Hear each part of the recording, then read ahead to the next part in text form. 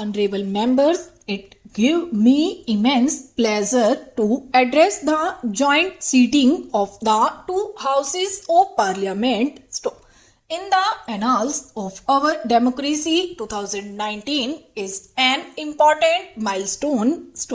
We, the people of India, are celebrating the 150th birth anniversary of Mahatma Gandhi, the father of the nation this year. 13th April this year will also mark 100 years of the tragic massacre at Jallianwala Bagh. On behalf of the entire nation, I bow to pay tribute to all those martyrs who sacrificed their lives for a bright future for us. This year, our country will also celebrate the 17th anniversary of the Constitution Day. It is in this historic central hall that the illustrious architects of our Constitution had sculpted the Constitution of India. This year, we are also celebrating the 550th birth anniversary of Guru Nanak Dev Ji, who taught us to lead our lives with the spirit of service and goodwill. I am glad that our country is following the dreams of Gandhi Ji to build an inclusive society based on ethics and principles.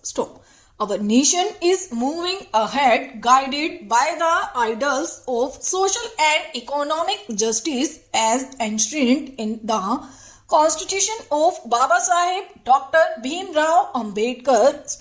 The efforts of my government clearly reflect a belief in an egalitarian society as espoused by Dr. Ram Manohar Lohia, the torch bearer of public conscience against the politics of exploitation. Honorable members, prior to the 2014 general election, the country was passing through a phase of uncertainty. After the elections, my government assumed charge and vowed to build a new India. A new India with no place for imperfect, corrupt and interior-ridden carved shaped systems. From day one, the mission of my government based on transparency was to improve the lives of our citizens, to eradicate their difficulties owing to poor governance, and to make sure that the benefit of public services reach the lowest strata of the society. The targets of my government were determined by countless and helpless faces, such as that poor mother who cooked in a smoke-filled kitchen, that helpless sister who was compelled to postpone her own treatment due to financial worries despite serious illness, that daughter who had to wait the whole day until the cover of darkness for going to the toilet, that child who was compelled to wait for daylight to study with no electricity. In the last 4.5 years, my government has infused new hope and confidence among the people of the country, enhanced the country's image, and has effectively brought in social and economic change. As a result, my government has been able to win immeasurable affection and trust of the people. The main goal of my government is to improve the life of every Indian. Honorable members, for an inclusive and modern development of our country, it needs to be ensured that not a single family is deprived of fundamental needs. My government, which is sensitive to the needs of the common people and understands their pain, has prioritized provision of basic amenities, addressed health concerns of the people, and implemented the government schemes at an unprecedented pace after restructuring them.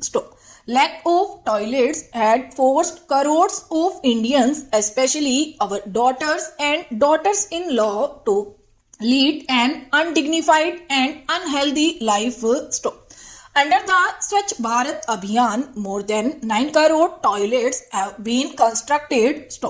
It is the outcome of this mass movement that coverage of rural sanitation that was less than 40% in 2014 has increased to 98%. According to an assessment, because of the toilets built, numerous poor persons have been spared of various kinds of diseases and more than 3 lakh lives have been saved. In the year of the 150th birth anniversary of Mahatma Gandhi, we must remember that we have resolved in his memory to achieve Swachh Bharat by 2nd October. Honorable members, many of the mothers, sisters and daughters used to suffer from various illnesses because of smoke-filled kitchens, which also affected health of the entire family, and much of their effort and time were spent in collecting firewood. My government has provided more than 6 crore cooking gas connections to such sisters and daughters under the Ujjwala Yojana. Even after decades of efforts, there were only 12 crore gas connections in the country in 2014. In a short period of last 4.5 years, 13 crore families have been provided gas connections. We are fully aware that the burden of expenditure on medical treatment further impoverishes the poor families.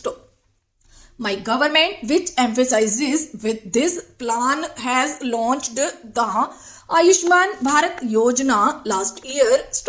Under the world's biggest healthcare scheme, Pradhan Mantri Jan Arogya Abhiyan, 50 crore people are eligible for availing treatment up to rupees 5 lakh per year per family in case of a serious illness. In a short period of 4 months, more than 10 lakh poor have already availed free treatment from hospitals under this scheme, which is remarkable achievement.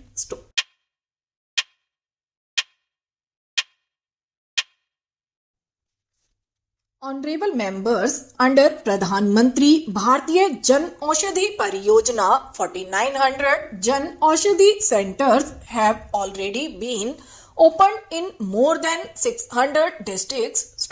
More than 700 different medicines are being dispensed at low cost in these centers. Similarly, reduction in the cost of cardiac stunts has resulted in an annual saving of about rupees 4600 crore to the poor and middle class. Reduction in cost of knee replacement has led to an annual saving of about rupees 1500 crore. My government has provided the facility of dialysis free of cost to those suffering from kidney diseases. This has resulted in a saving of more than rupees 2000 per session for these people.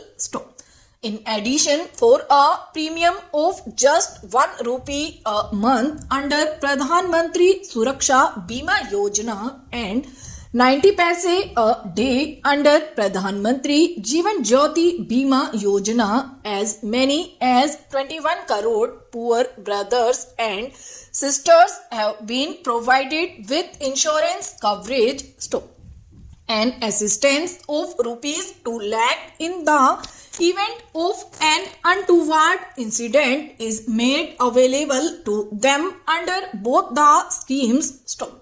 By disbursing more than rupees 3100 crore under these schemes till now, my government has supported the people in their times of difficulty. Stop. My government is also striving hard to alleviate the challenge of malnutrition among poor women and children. Stop. My government has launched the National Nutrition Mission for persons suffering from malnutrition and to eliminate the factors responsible for malnutrition. Stop. Mission Indradhanush has been launched by the government to provide immunization facilities to children and pregnant women living in remote and tribal areas. Stop. As a result, the country has moved rapidly towards the target of universal immunization. Stop. Be it cities or villages, the government is working at a fast pace to strengthen the healthcare related infrastructure. Stop. New medical colleges are being set up by the government, district hospitals are being upgraded, and wellness centers are being established in all major panchayats of the country. Stop.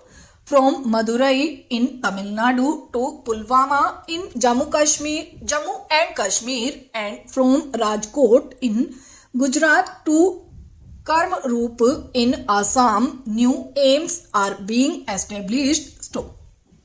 Government is setting up new Ayurveda science institutes and encouraging yoga for physical and mental well-being. Stop. To address the shortage of doctors in rural areas, 31,000 new seats have been added in medical education in the last 4 years. Stop. Honorable members, when my government set a target that by 2022, when the nation celebrates 75th anniversary of its independence, no family would remain homeless, many wondered how this would be possible. Stop. While completing the houses under the earlier scheme, the government has also fast-tracked the construction of houses across cities and villages under the Pradhan Mantri Awas Yojana in an unprecedented manner. Stop. In the last 4.5 years, 1 crore and 30 lakh homes have been constructed under the rural housing schemes of the government, whereas in the 5 years preceding 2014, only 25 lakh houses had been constructed. Stop. This five-fold increase in the speed of construction of houses and handing over the house keys to the poor is rapidly transforming the destiny of the poor and the rural landscape. Stop. Similarly, buying or building a house in the cities has become easier for the common person. Stop. The dream of building one's own home had become difficult for a normal family to achieve due to black money and rising costs. Stop. By enacting RERA law, my government has entrusted that construction of houses is completed and they are handed over to the buyers as scheduled, so that the hard-earned money of buyers does not get stuck. Stop. After enactment of this law, about 35,000 real estate projects have been registered where lakhs of houses are being constructed and handed over to families. Stop. Under Pradhan Mantri Awas Yojana, the government is also giving interest subsidy of 6.5% to the persons belonging to low income group. Stop. According to an estimate, an individual taking a home loan of rupees 20 lakh for 20 years would get a benefit of about rupees 6 lakh by providing electricity connection to every household. My government is illuminating the life of each person. In 2014, there were more than 18,000 villages which had no electricity connection. Today, every village has been electrified. Under Pradhan Mantri Subhagya Yojana, 2 crore and 47 lakh homes have been provided electricity connection. Now, India is rapidly moving on the path where every home is electrified and no poor household will be forced to live in darkness. My government is working hard towards realization of the dreams and aspirations of all the sections. By decreasing the burden of income tax and keeping rate of inflation under control, government has created new opportunities for expanding the savings of the middle class. The effort of the government is to increase the income of the hard-working middle class and provide for growth.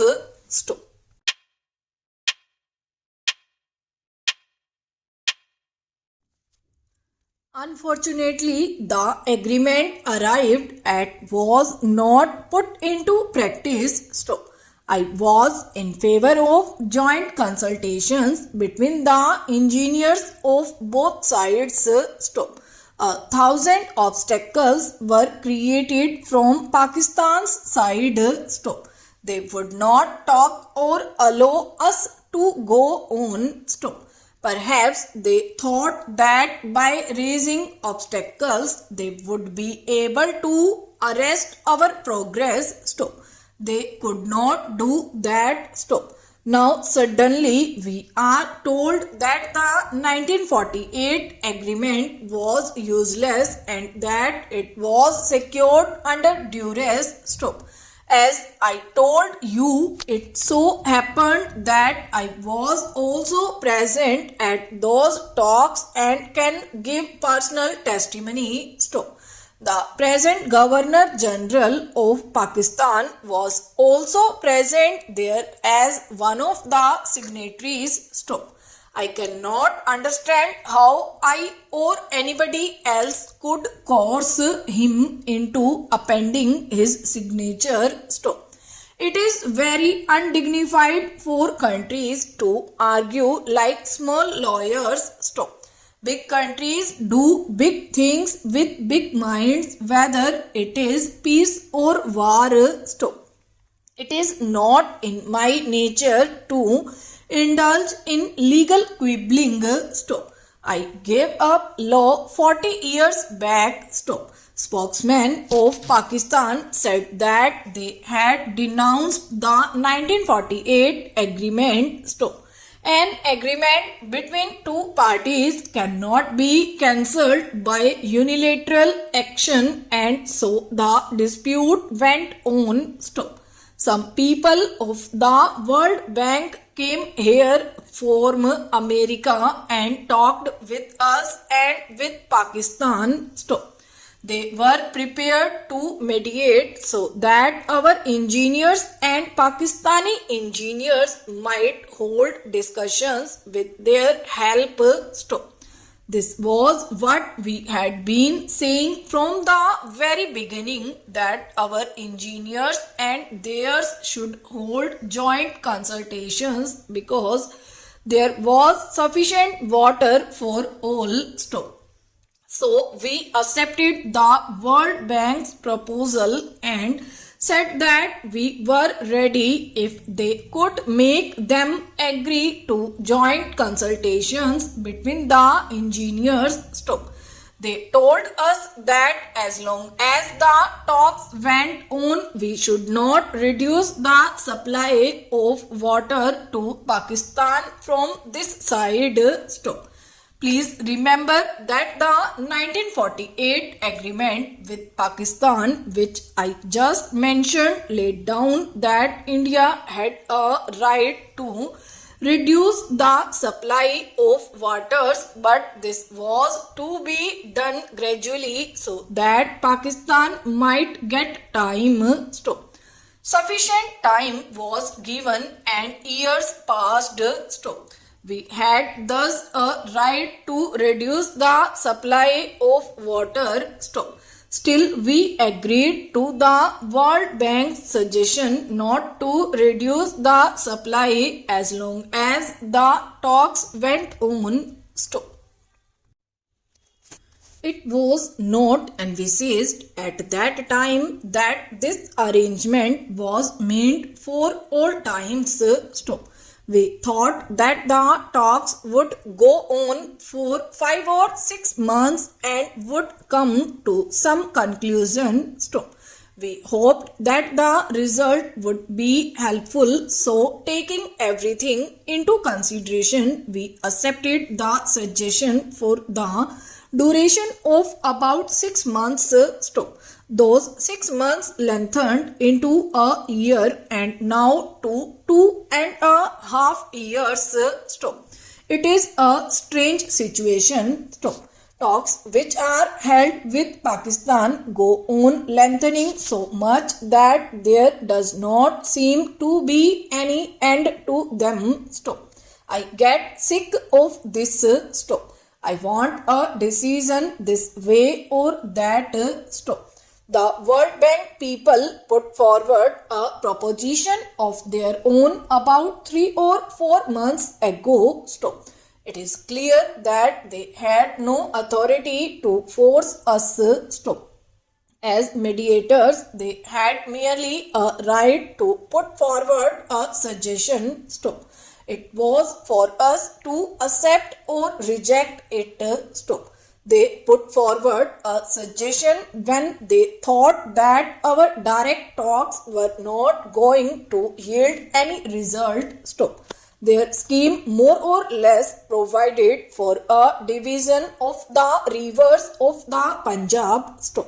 Pakistan was to take the waters of some rivers and we were to take the waters of some other rivers. Stop.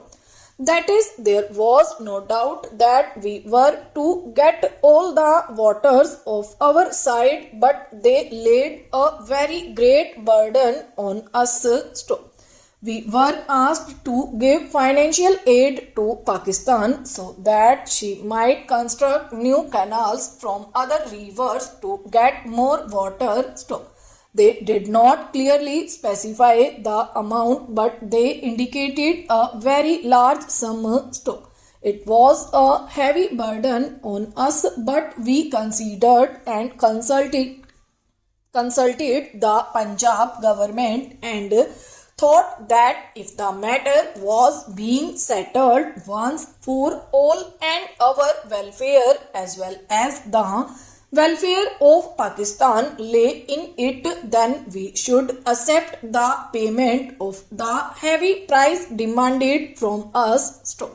So we wrote to the World Bank within a few days that we accepted the basic principle put forward by them and thought it imposed a very heavy burden on us. We were prepared to pay this price so that the matter might be settled peacefully and we could go on with our work in our country in peace. Stop. We said Pakistan would also benefit thereby. Stop. We thus accepted the proposal within a few days, but Pakistan did not give any reply, though weeks and months passed. Stop. We were very perturbed. Stop. Our representatives are still sitting in Washington, New York, and other cities of America for this purpose. Stop.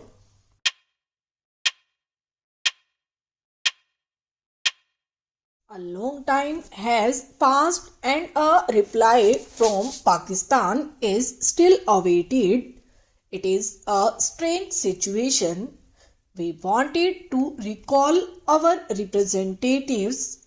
They had no work to do, but then we thought that Pakistan might make it a pretext and say that we recalled them. Therefore, we let them stay there till such time as a reply was received. In the end, we told the World Bank to fix some date for Pakistan's reply so that we might know where we stood. Otherwise, a whole lifetime might pass in waiting.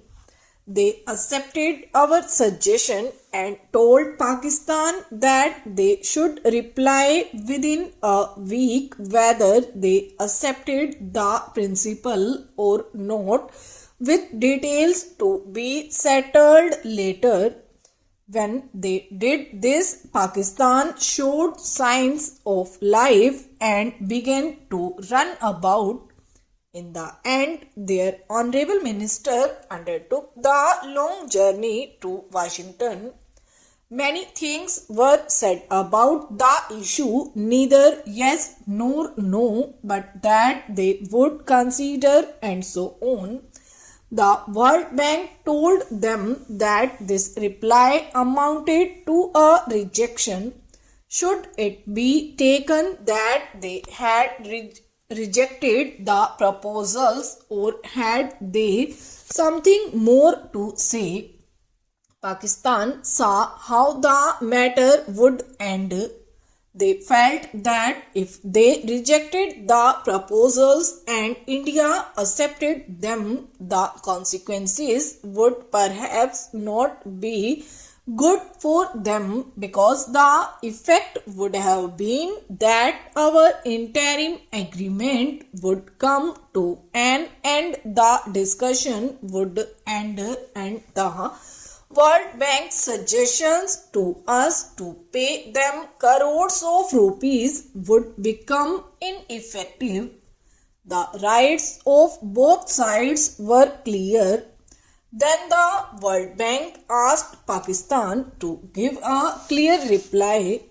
We had made our arrangements for the return of our deputation, but only 3 or 4 days ago Pakistan said that they accepted the principle underlying the proposals put forward by the World Bank.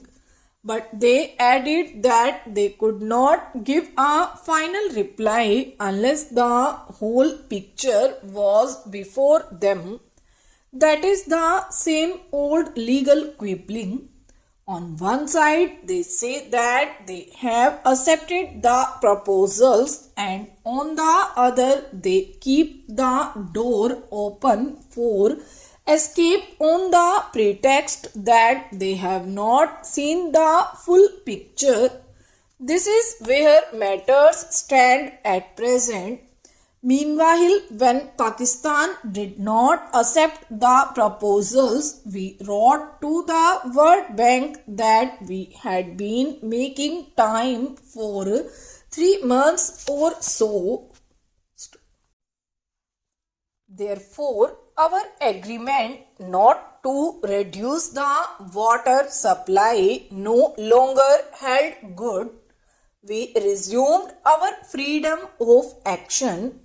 We were ready to talk when they or Pakistan wanted, because we did not intend to shut the door to agreement. But the talks had ended and our delegation would be returning home.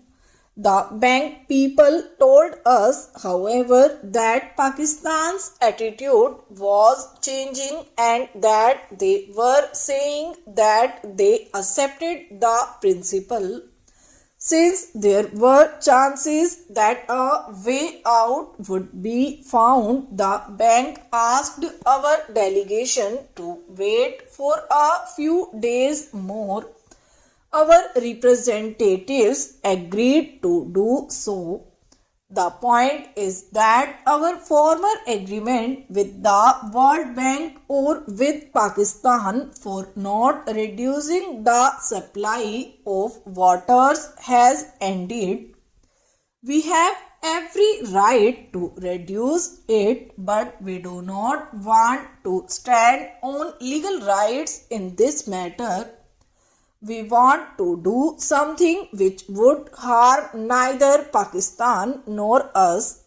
Therefore, we again told them that we would do nothing in haste which may harm the landowners and peasants in Pakistan.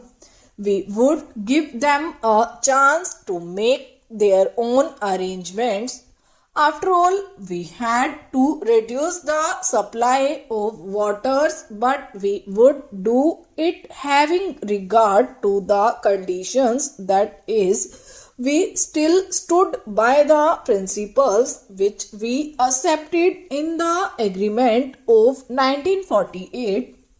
If you have read the Pakistan newspapers, you will see that there is a great storm and outcry as if something is going to take place on July 8 here in Nangal, which would immediately stop the waters flowing into Pakistan and create a drought, as a result of which lakhs and crores of people would die of hunger and thirst. This is wrong and deplorable.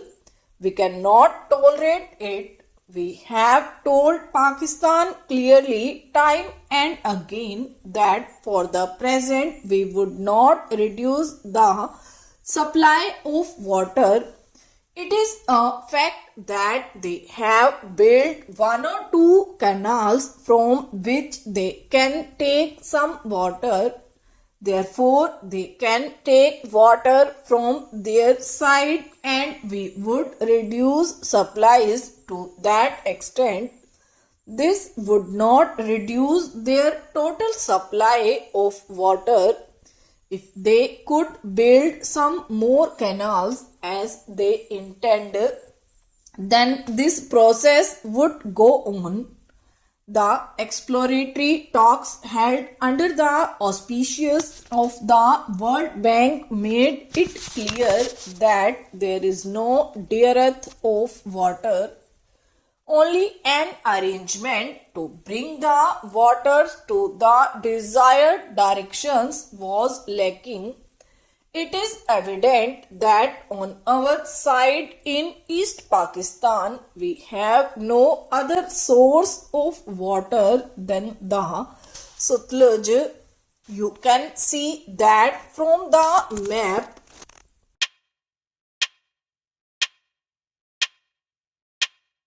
I am glad to have got this opportunity of saying a few words about Khadi and village industries.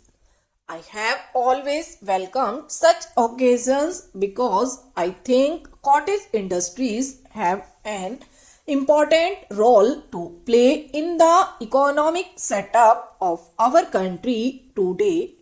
Perhaps it would have been unnecessary to lay emphasis on this point if there was not an impression prevailing among the people that cottage industries have no place in the present day world in which industrialization is looked upon as the hallmark of material progress. I am afraid this impression is as groundless as it is misleading. It is evident that in a country like India, where 80% of the people live upon agriculture and allied callings, the only result of excessive industrialization will be more production by fewer men, which instead of solving the problem of unemployment will render it more complicated. Its proof lies in the fact that although our country has advanced sufficiently on the road to industrialization, the incidence of unemployment instead of coming down appears to have gone up. In our country, special significance is attached to handicrafts and such small-scale industries as can be easily managed at home during spare time. If we lose sight of this fact and imagine that we can solve the problem of unemployment through industrialization, I am sure we shall only have disappointment in store for us. Unless the problem of unemployment is tackled successfully, we cannot remove poverty because whatever the quantity of wealth available in the country, it can be shared only among those who had some kind of work to do. The main victims of poverty are, after all, those who are jobless or who may be partially employed.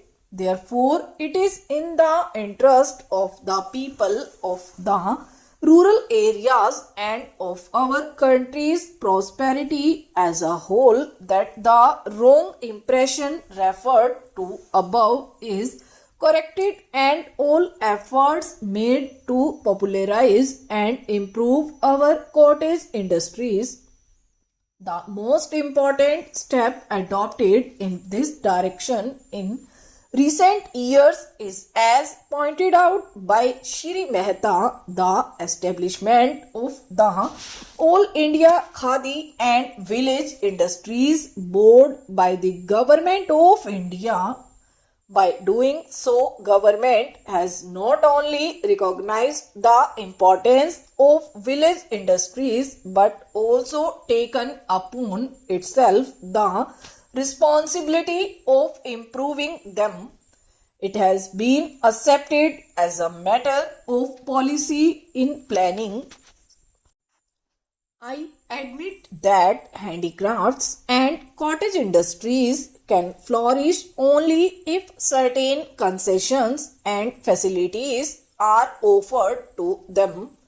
So far as facilities are concerned, the Government of India has accepted in principle to provide such concessions to these industries as are likely to help them without at the same time affecting adversely the bigger industries.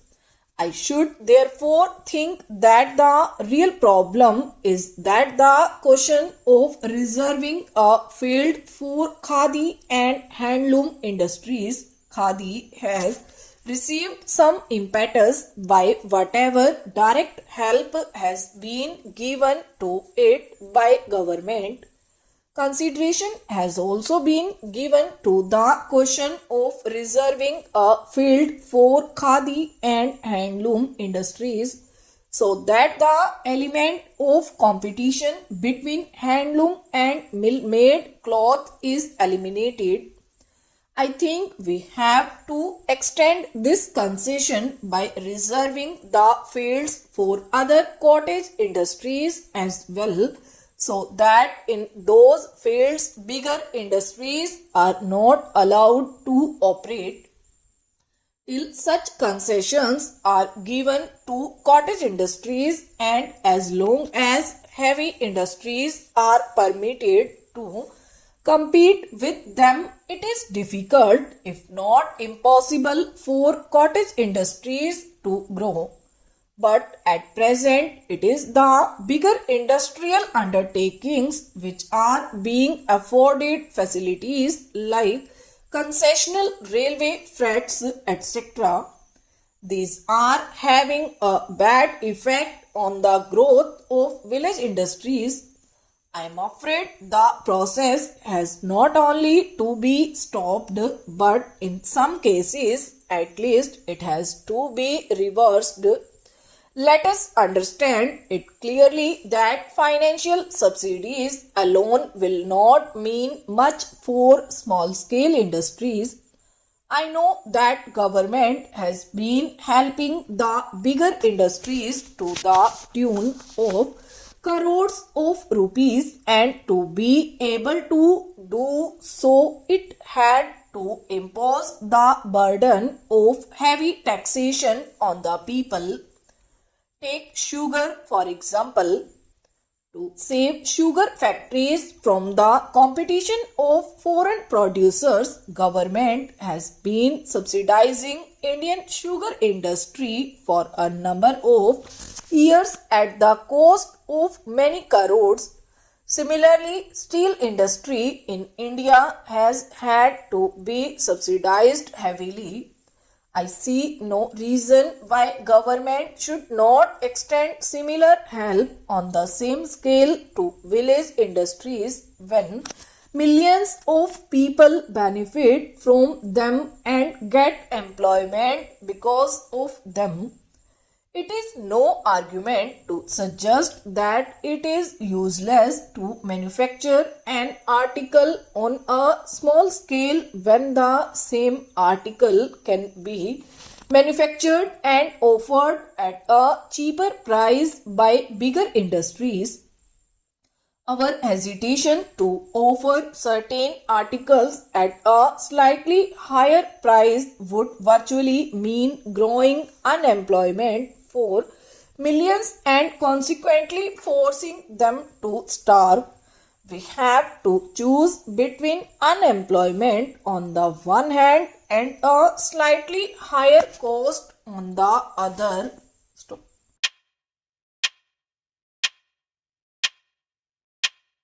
Sir, the more important function that the upper house performs is that it suppresses the separatist forces and affords an opportunity to the states to have their say in national legislation and in fact in the debates in the Constituent Assembly. This aspect was put with great emphasis by the honorable members.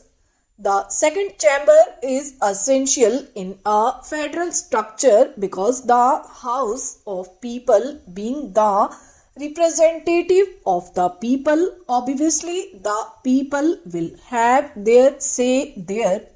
But the states also should have a say of their own in a democratic constitution, and the Rajya Sabha being a council of states, obviously the states will have a say, and in our constitution we have recognized the importance of the voice of the states because certain constitutional amendments cannot go through unless they are passed by the majority of the states. Therefore, in our democracy, people are the main criteria, but the opinion of the majority of the states on important issue is also an important factor. Whether this aspect will be properly fulfilled by the Rajya Sabha will be dependent to a great extent on the composition and the powers which the Rajya Sabha has in comparison with some of the other second chamber that we have in the world today. For example, the most powerful second chamber in the world today, everyone will have to agree, is the Senate of the United States. The Senate members are directly elected. Their powers are also much wider because the Senate possesses the power of even vetoing treaties which are agreed upon by the President. Rectification by the Senate is necessary before a treaty comes into force, and up till now more than 60 treaties have been vetoed by the Senate. In the United States Senate, each state is represented by 2 members irrespective of its size and population. Now let us look to another federal. In Australia, the Senate is not as powerful as that of the USA. There are 50 senators and they are elected 10 each from the 5 states. Therefore, irrespective of the size of the population, uniformity is maintained there also of all the senates. Same is the case in Switzerland also, where each state has 2 members. In Russia, where in spite of the divergence and composition of the population and the area, 25 deputies are there from each republic. The only country where this principle is not followed is Canada, and we are following to a certain extent that pattern. In Canada, 120 members are nominated by the Governor General and 4 provinces have 24 members each, and other provinces have got varying number of members with a minimum of 4. We have to a certain extent followed the pattern of Canada, and because we have accepted the principle of both nomination and indirect election and also the principle of not having uniform representation, our principle has been to provide one representative for every additional 5 millions of the population and one for every additional 2 million or part thereof. Why I am objecting and asking for an amendment and asking this House to consider the necessity of changing the present structure. I will just now come to that. In the House of the People, obviously the House being representatives of the people, the populous states will have more representatives. Nobody can deny it, and that should be the first and basic principle. But unless there is another chamber where the smaller states may feel that they are not overwhelmed by the populous states, I think to a certain extent situation arise some day when the smaller states may feel that their problems are not being discussed in the proper perspective as it should be discussed. Obviously, at this moment, I will concede that not only the quantity but quality also counts. But in a democracy, the number also counts very much. Nobody can deny, and in fact, this is one of the reasons probably which prompted all other federal democratic countries like the United States, Russia and Switzerland to have uniformity of the number representing their states. In the United States, we find that the Senate and House of Representatives try to strike a balance of conflicting interests through different compositions conflicting with one another.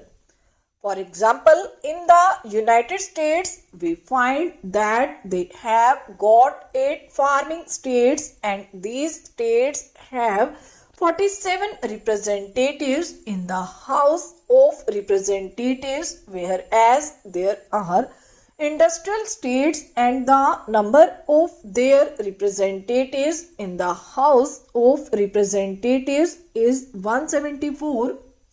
In the House of Representatives, the disparity is there. The industrial states may have a dominating voice and much more time may be taken in discussing the industrial matters, but that has been balanced in the upper house. I feel we should have also a fresh view as to whether the composition of the Rajya Sabha should be changed because of this first principle alone. This should be considered very carefully.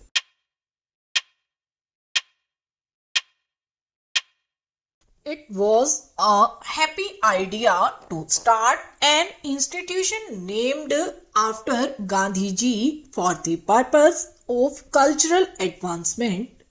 Mahatma Gandhi lived for nearly 80 years. During this long period, there was hardly any aspect of life which he did not touch.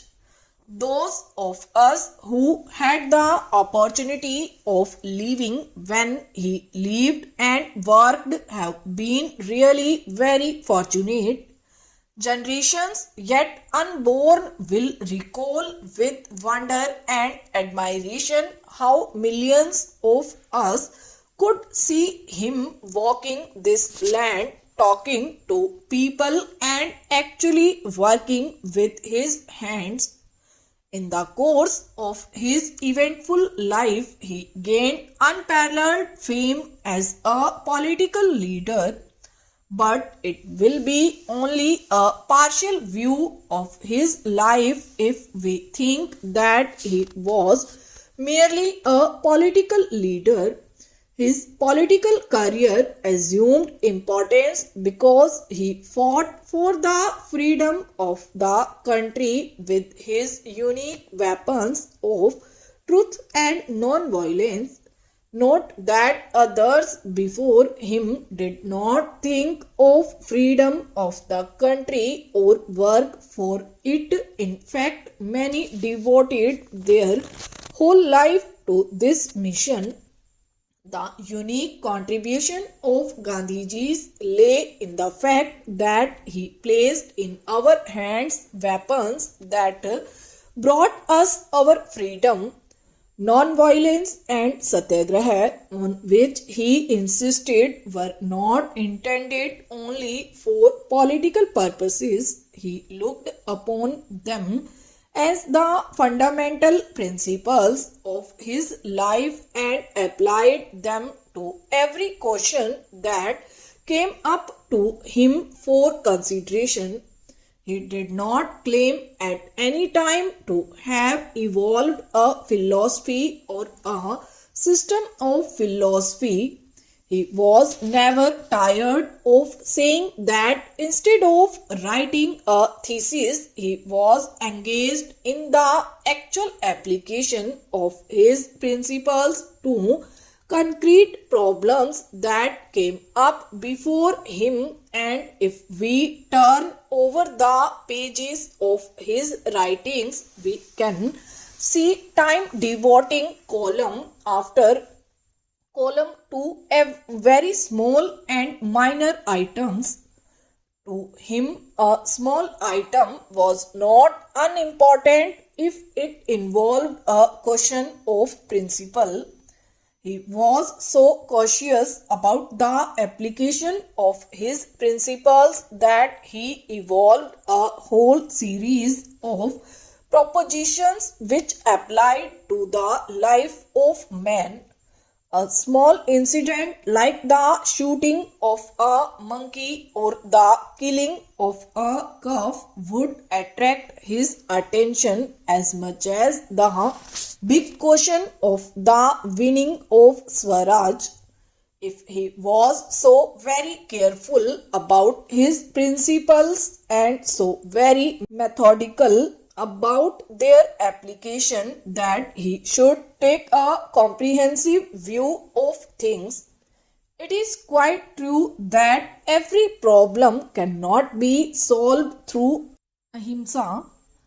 Every has its own action and reaction. In the world of today we find that countries have been fighting countries and nations have been fighting one another for many long years. Without our generation, we have seen two world wars fought for the purpose of ending war. Can anyone in his senses claim that war has ended or that all this violence which has been there for ages succeeded in ending violence? Whether in the sphere of religion, economics, or politics, violence has never solved any question. If it had solved problems, there would have been no problem left for us to solve.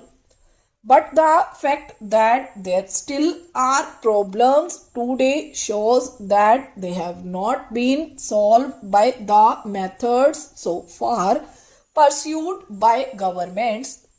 Can ahimsa solve our problems? The answer is none too simple.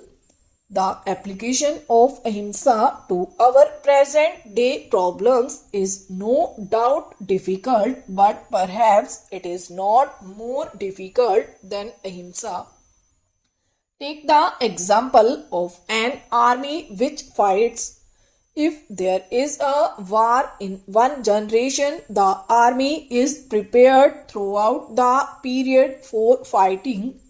Every soldier has to prepare himself from day to day and hour to hour for the fight, and apart from the actual soldier, the whole nation has to prepare itself to support the soldiers, and this process has gone on for ages and from generation to generation. Nobody can say that ahimsa has been tried out to the same extent in any country or by any people. The great service that Mahatma Gandhi rendered to mankind was that he gave it a trial in this country. He had to deal with such material as was then available to him. I cannot claim that we were very good material, yet even with this indifferent material, he was able to achieve his objective. It should not require much effort to imagine that if it is tried on a bigger scale, we can achieve other nobler objectives also. It is a fact that the world today is beginning to turn towards Gandhiji. With the atom bomb and the hydrogen bomb, they have practically come to the end of the tether as far as the other method is concerned. Thoughtful and far-seeing people have recognized that they are on the lookout for an alternative, and naturally their thought turns to Mahatma Gandhi's method. But unfortunately, there is so far no complete understanding of that method. It will not be right to think that other people are unable to understand Gandhiji. This is not correct.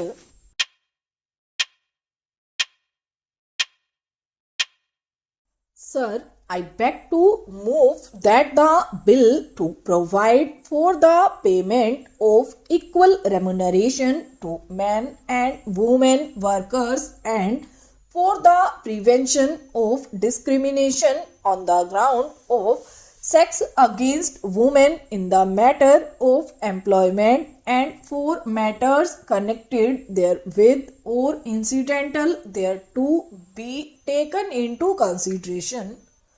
A significant measure taken by government in recent months has been the promulgation of the Equal Remuneration Ordinance, providing for the payment of equal remuneration to men and women workers and for the prevention of discrimination against women on the ground of sex in the matter of employment and for other connected matters. This measure is significant not only because it coincides with the International Women's Year and brings us fully in line with accepted international standards, but also because it brings immediate relief to millions of our women folk employed or seeking employment, as most of these women belong to the weaker sections of the community and are largely employed in agriculture and unorganized sector of industry. It is only appropriate that this measure was taken on a priority basis as a part of the government's policy of improving the condition of the weaker and exploited sections of the community. Although we in India have always held our women in high regard and given them a position of importance in society, their contribution to the economic life of the community has been fully appreciated, but a radical change in attitudes has been brought about by the nation's struggle for independence. India women, by their active participation in the country's struggle for independence, have earned their rightful place in the community and won their legal rights without the need for any aggressive movement. Their claim for a position of complete equality in law was justified in terms of their significant contribution to the cause of the country freedom. It was fully recognized by the founding fathers of the Indian Republic. The Indian Constitution provides the right of equal opportunity for employed men and women without distinction. Article 15 of the Constitution prohibits any discrimination on grounds of sex, and Article 39 or our Constitution of India envisages that the state shall direct its polity amongst other things towards securing that there is equal pay for equal work for both men and women. India also ratified the International Labour Organization Convention concerning equal remuneration for women. The Act does not specifically provide that wages to be paid to men and women workers should be equal. Consequently, different rates of wages were laid down in several cases at the time of initial fixation of minimum wages. Besides, there is no restriction on the fixation of different rates of wages for men and women in the sectors not covered as a result of biparty or tri-party negotiations or arbitration. Awards could be different for men and women for similar jobs. While over the years there has been some narrowing down of the difference in wages of men and women workers, wages disparities on grounds of sex still exist in the country even after years of the ratification of the International Labour Organization Convention. The National Commission on Labour, while noting that the fixation of statutory minimum wages has tended to narrow the gap between men and women, observed that wages discrimination between men and women still prevails in certain sectors like agriculture and unorganized industries. The Committee on Status of Women in India also strongly recommended legislative action in this regard to provide for equal pay for equal work. Honorable members of this august House have on several occasions expressed their feelings on this matter and have urged immediate and effective remedial action. The matter was discussed at the 25th session of the Labour Ministers' Conference held in September last year. It was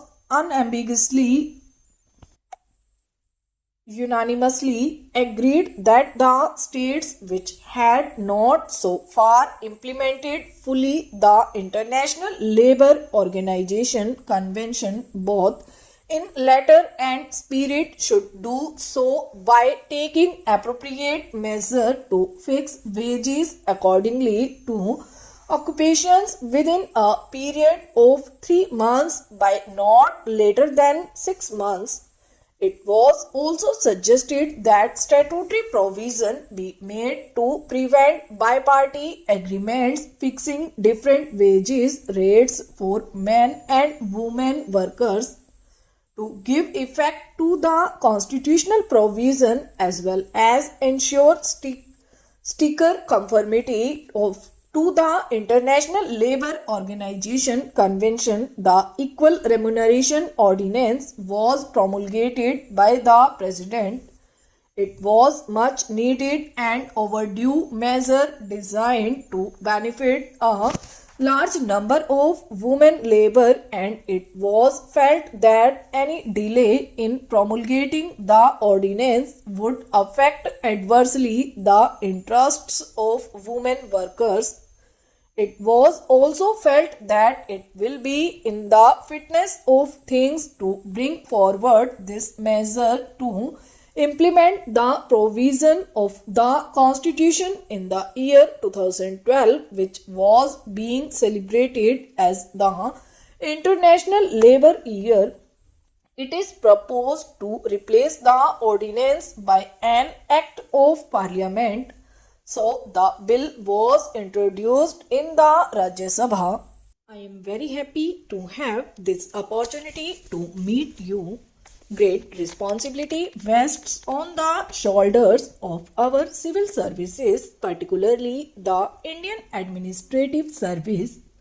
Ours is a large country characterized by great diversity, great complexity, and the unity and integrity of India has to be the primary concern of all those involved in processes of governance. This does not mean that we should lose sight of the peculiar circumstances in which your respective states may be placed. I think ours is a unique administrative setup. It's a federal setup, and services like the Indian Administrative Service perform that twin combination of concern with local circumstances and at the same time wider concern that these local problems are resolved in a manner which strengthens the bonds of unity and strengthens the nation's integrity. Of all the services in our country, the Indian Administrative Service has performed its role with greatest efficiency, integrity, and commitment to national values. I said that ours is a country of great diversity and great complexity. We have in our country religions, all the great religions represented in our society.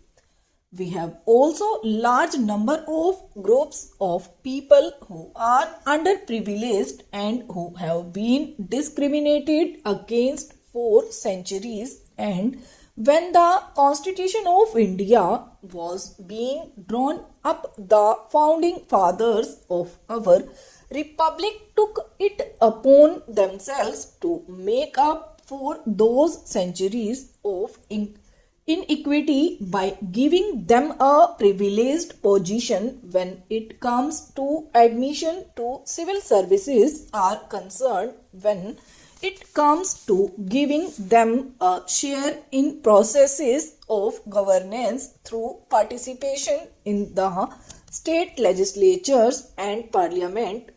It is therefore very essential that our civil servants should be aware of the extreme complexity of managing an entire country of India's diversity. I would therefore urge all of you that though you must specialize in acquiring a deep understanding of the problem faced by your respective states, you must also dwell deep into the whole process of nation building in a country of India's size, India's diversity, and India's complexity. I would also say that we are living in a world where human knowledge is growing at an unprecedented pace. Therefore, your stint at the academy cannot and should not involve an end of the thrust for acquisition of knowledge.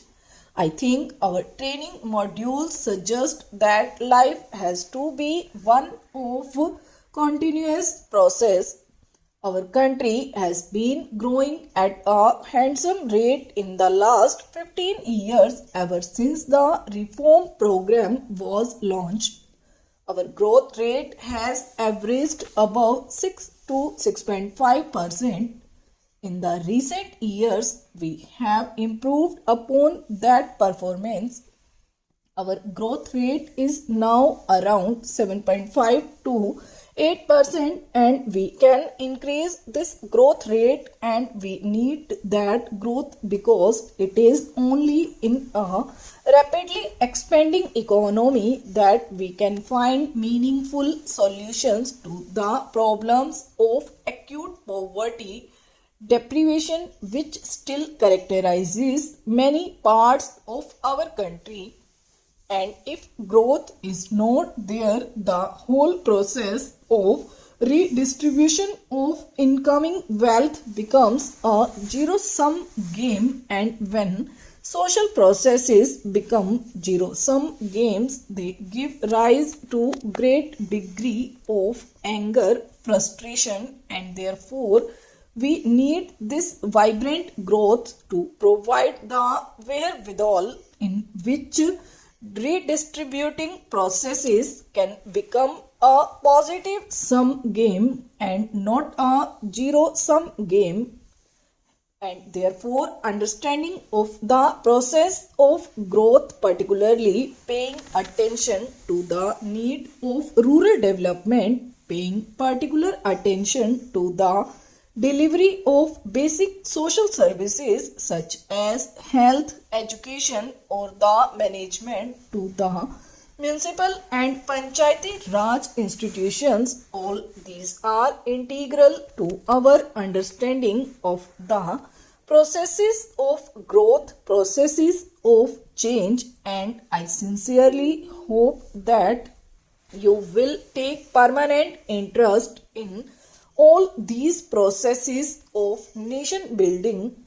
When I took at the civil servants in the British time, there is one thing which strikes me. Many of them, although they came to our country from far away distant land, many of them spent lot of time in understanding the sociology and economics of how India's rural dynamic works. I think of late probably because people do not stay in jobs long enough. Therefore, I think that depth of knowledge that our civil servants need to understand processes of change, particularly in the rural sector, the problem of disadvantaged community, scheduled castes, scheduled tribes, they do not receive the attention that they deserve. That is why You have tensions in rural India, the Naxalite problems. These are problems which have several dimensions. A law and order dimension is important, and so state can really neglect the enforcement of law and order and also enforcement of the rule of law in our country. But you must also recognize that there are, I think, underlying tensions arising out of the fact that not all sections of our society get an equitable share or the benefits of growth, benefits of development, and therefore I think you have to pay particular attention to being the custodians of the well-being of the weaker sections.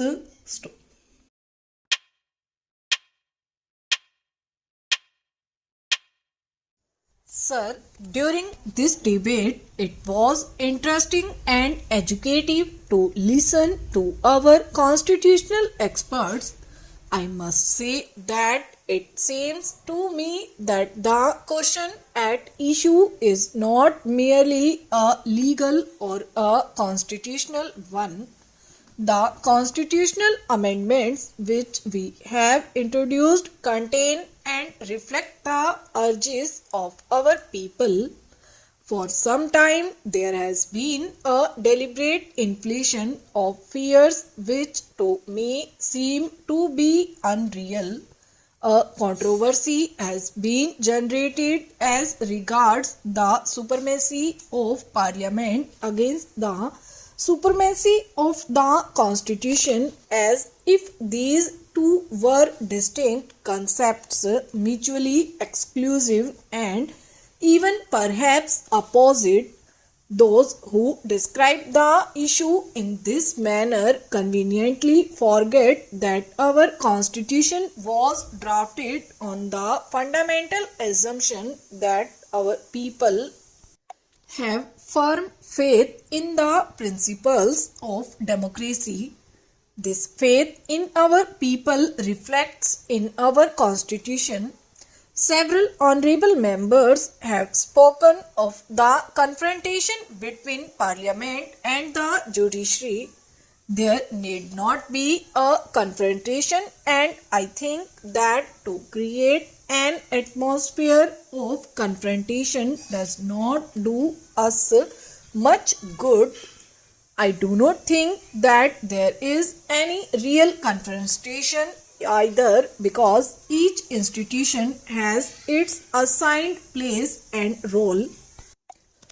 We all know that there can be no third chamber and that no constitution can be frozen into a static position.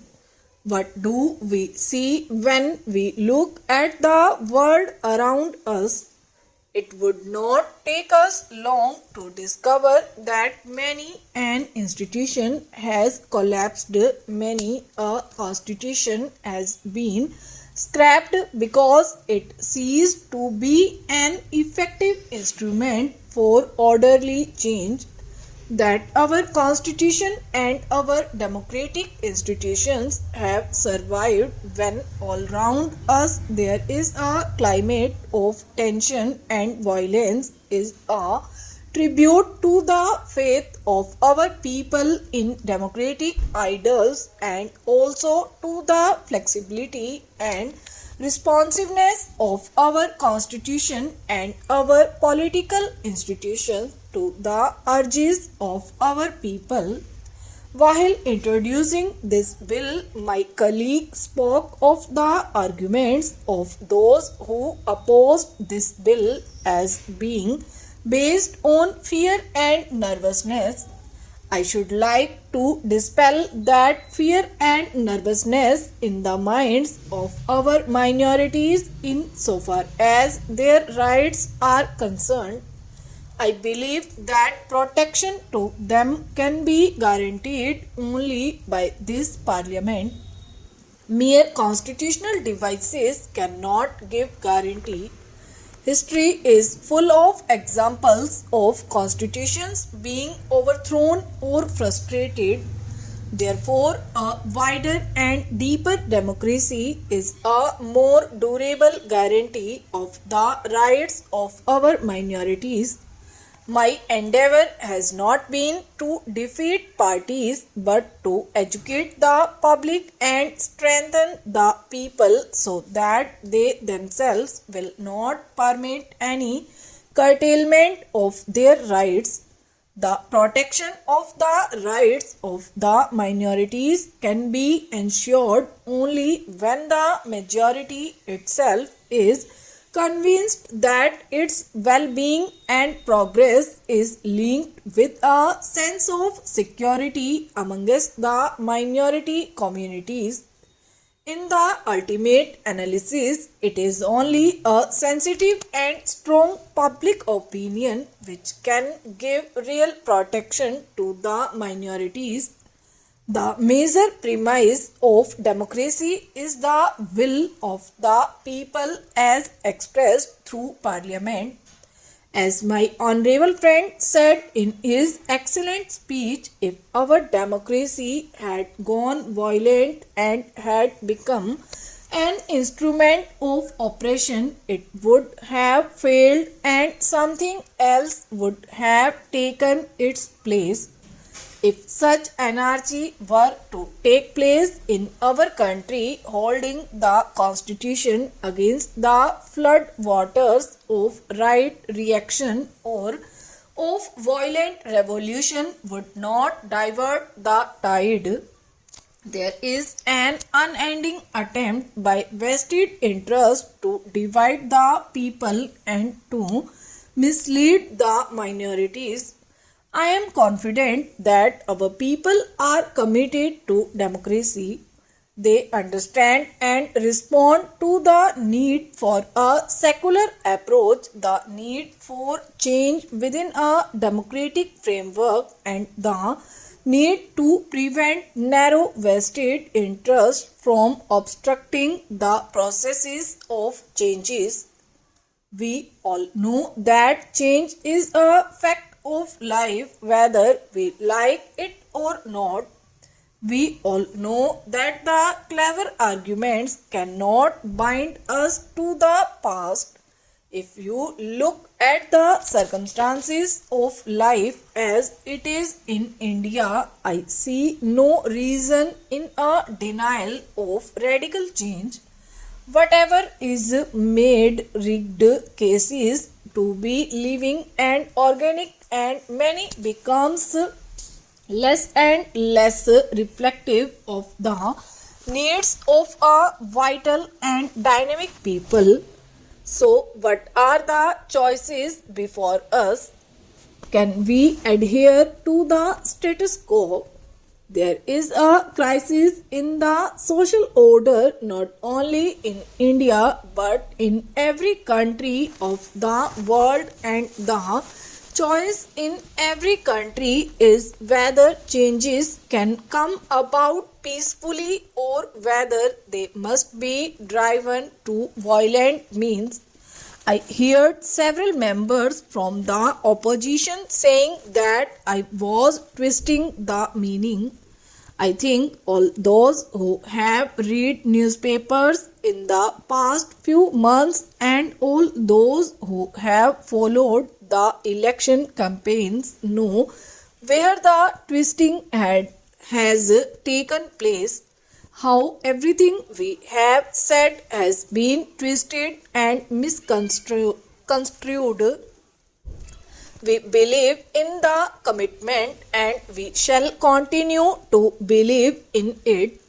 I think in today's world, this is a word which has great significance for the future.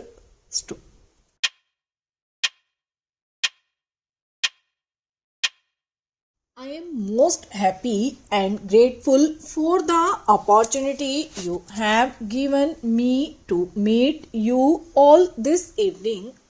As you know, the Government of India and the provincial governments concerned have taken great pains and incurred heavy expenditure this year to improve the approaches and also the localities where the sacred Buddhist places are situated. The total amount spent may add up to a crore of rupees in the course of this year. That indicates the interest which the government of India and the people of India are taking in Buddhism and its sacred places. You have been good enough to mention some points which I shall have looked into. I will try to see that as far as possible no complaints are left unattended. You have mentioned Bodh Gaya. I have been personally connected with the Bodh Gaya affair for a pretty long time. More than 25 years ago, a deputation of Buddhists from Ceylon and Burma came here. It wanted to have control of the Bodh Gaya temple. At that time, though the Congress had nothing to do with the government, it took up the matter and appointed a committee to make suggestions as to how best the Bodh Gaya temple could be managed in the interests of all and to the satisfaction of the Buddhists. The committee of which I happened to be secretary at the time recommended that the management of the temple should be placed in the hands of a committee on which Buddhists as well as Hindus should be represented. That was because the Hindus also worship the Buddha.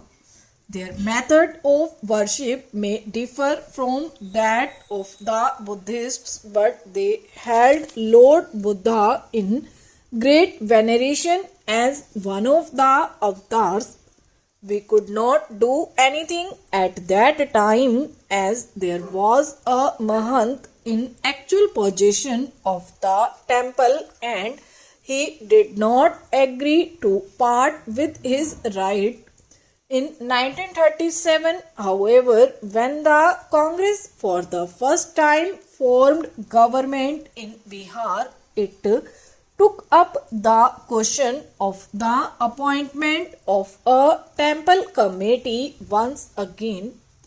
Unfortunately, however, the ministry lasted only a short time and nothing much could be achieved. In 1946, the Congress again came to power. The matter was then reopened and a law was passed by virtue of which the management of the temple was taken away from the Mahant. You have said in your address that there is no suitable platform for offering lights in the temple. I do not see any difficulty in meeting this request. You have also mentioned that there is no arrangement for lights in front of the image of all the 24 hours of the day and night, and that facilities should be given to pious pilgrims to stick gold foils to the image. I shall refer these matters to the temple committee, though personally I do not see any difficulty in accepting these suggestions. You have also said that you require land for building dharamshalas and rest houses for pilgrims who come for worship. I believe that in all these places, including Bodh Gaya, some dharamshalas have been built which are pretty big and well furnished. Some houses have also been built by the well-to-do people. If more dharamshalas are needed, they can certainly be built with the help of philanthropic organizations and individuals. Being a thickly populated area, the availability of land may present some problem, but the government can always acquire land for an essential purpose. About Kushinara, you said that you saw some people digging out bricks from the stupa. As you know, all sacred places, including Kushinara, have been taken over by the archaeological department. They are therefore protected monuments, and anyone found damaging them is liable to prosecution under the ordinary law of the land. You have also mentioned that there should be facilities for the study of the Tibetan language and its ancient literature. I may tell you that at Nalanda, which was at one time a great seat of Buddhistic learning, I, as president, laid the foundation stone of an institute for the study of Buddhistic literature about 4 years ago. Since then, the institute has started functioning, and some 30 or 40 students from various countries are already engaged in research work there. I do not know whether there are any facilities in this institute for the study of Tibetan literature, but I shall refer this matter to the director and see whether anything can be done to encourage the study of Tibetan by the students as also of Indian languages by Tibetans and others. Regarding the other small matters mentioned in your address, I would request you to give me the points in writing so that I might ask the authorities concerned to look into them.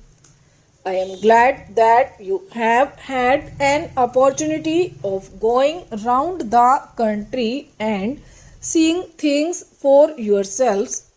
I have no doubt that there is a great revival of interest in Buddhistic studies everywhere and throughout the country.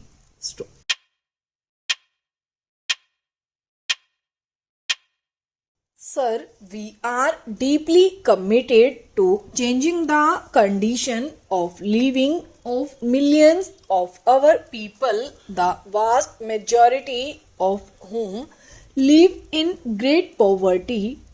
When we talk of the most urgent problems in the country, which are the removal of poverty and the lessening of disparities, our slogans have been made the matter of jokes and of ridicule.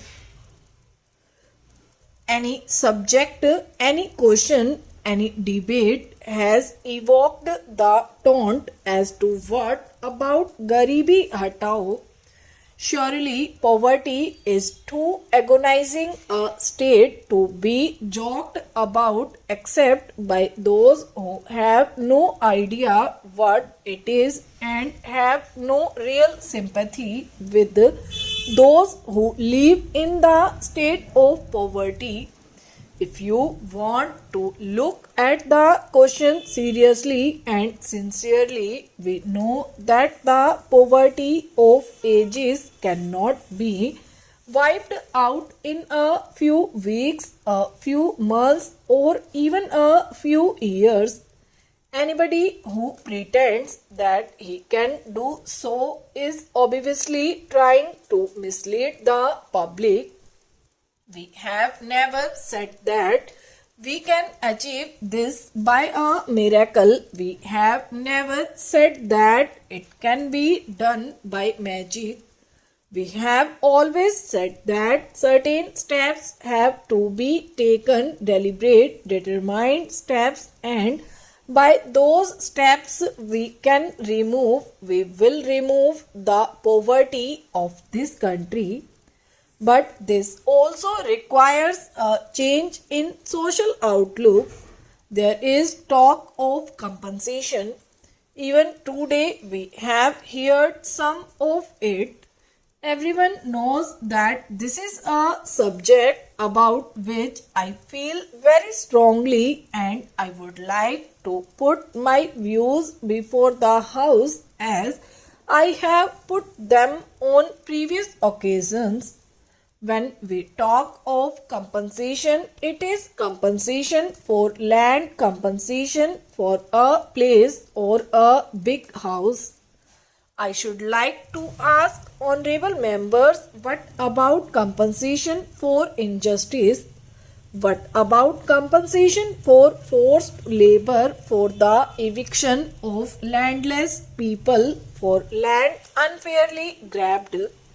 What happens when a mill is closed, its machinery run down, its reserves eaten away, even provident funds diverted to private purposes? A small man's business is closed and a partner driven to the street, and other such things of the capitalist system. I remember there is a small group of people in Bihar. They were among the first who came forward in the freedom struggle. Their lands were taken away by the Britishers, and up till now we have not given them that land. We believe that the necessary social, political, and economic processes which are involved in changing poverty must be carried out within a democratic framework. The vested interests have, as usual, raised a hue and cry either through lack of understanding or deliberate mischief. As I said earlier, they have misinterpreted many of the words which we use. I talked earlier of commitment. What I mean is that we are committed to the upholding of the freedom of speech, of assembly, of worship, of every citizen of this vast and varied land. Our commitment to secular democracy is non-negotiable. There is nothing negative in our approach. I am not against a class or a section of society. I am for the Indian people. I know that they cannot be strong while poverty is deep and widespread. I know that they cannot be united while there are disparities, and while all sections, including the minorities, do not have a full sense of security and a full sense of participation in the development of the country.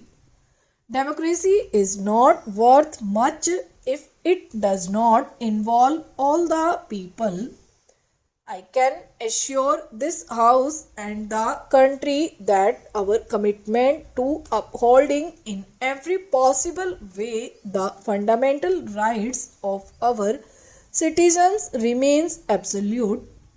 Even when we speak of imposing certain restrictions on property rights, our intention is not to abolish property. Only where property rights are in conflict with public purpose, the public purpose must hold sway. Our people understand this. In the last elections, every possible attempt was made to scare the people and to mislead them into believing that all property would straight away be taken away. Those who indulged in such a propaganda miscalculated and underestimated the wisdom of our people, wisdom based not on formal education but on personal experience. Some of us have joked and some have shown temper and some have sincerely pleaded their cause, but I would urge all honorable members to approach the issues involved in our amendment with calm and sober reflection. These amendments have significantly social and political import, which we must try to understand in all seriousness. The measures which we have taken and are taking are milestones in the progress of millions of our people. They have come to be regarded by the people as marking a new stage in their struggle to build a social, more humane and just society. As their elected representatives, it is our duty to reflect their urges, and I am sure this will bring us more near to the people. It is in that spirit that I commend to you the acceptance of this bill.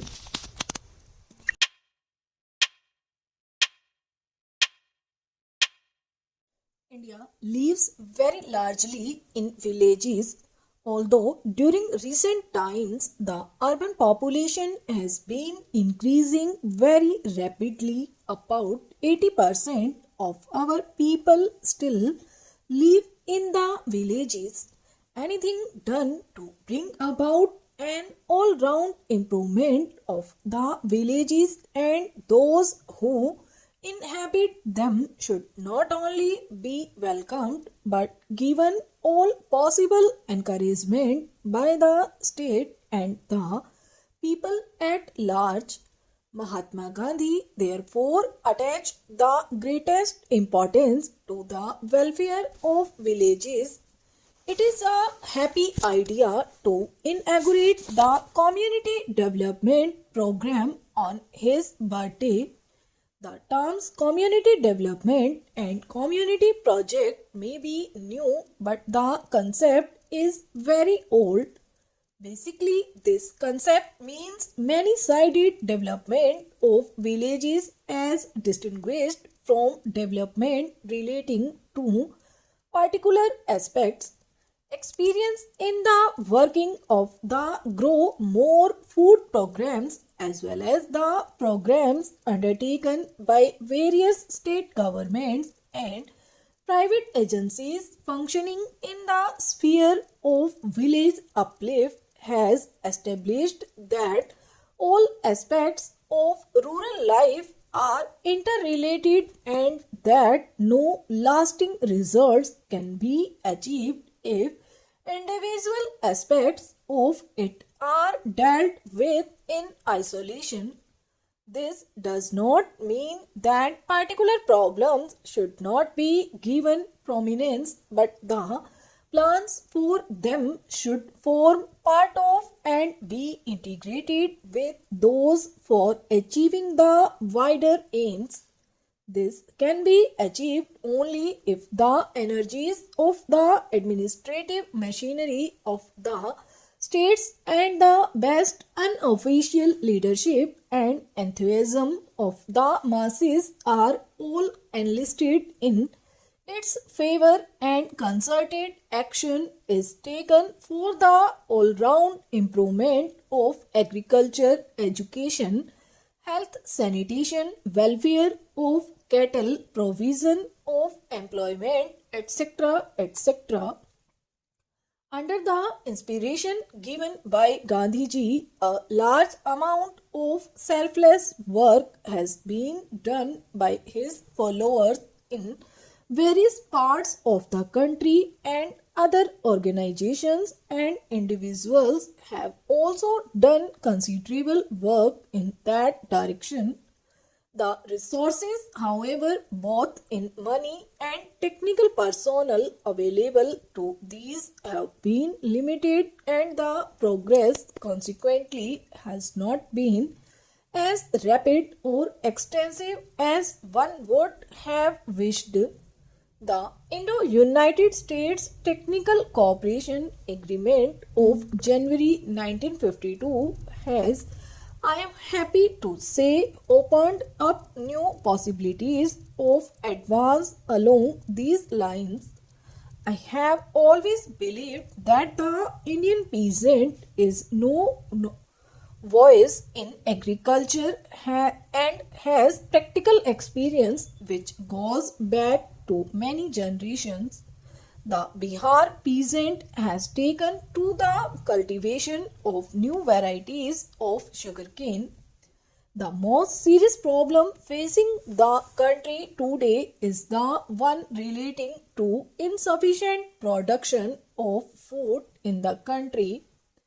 Even before the last Great War, India had been importing about 2 million tons of rice every year from Burma.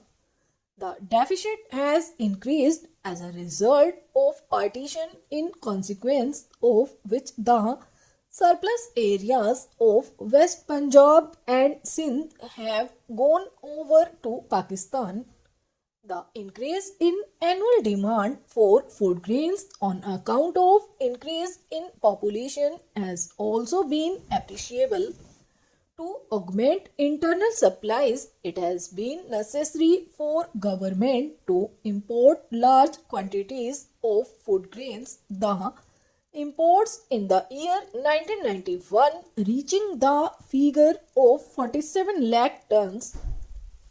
Our planning commission, the government and all thoughtful people have been anxiously considering ways and means of increasing the food production for the purpose of closing this gap between production and requirement. The big river valley projects, some of which are already taken in hand and others which are under contemplation, will take time to be completed and are not expected to yield immediate results. For meeting the present deficit, we shall have to rely very largely on the minor irrigation projects such as wells, tanks and tube wells. Water available from small rivers, rivulets and channels can also be utilized. I am convinced there is a great deal of scope for these small projects, and I have no doubt that if these are satisfactorily handled, we shall be able to close the existing gap in our food supply. I am therefore happy to notice that in a community project area covering approximately 300 villages and 150,000 acres of cultivable land, nearly a third of the expenditure will be on minor irrigation works.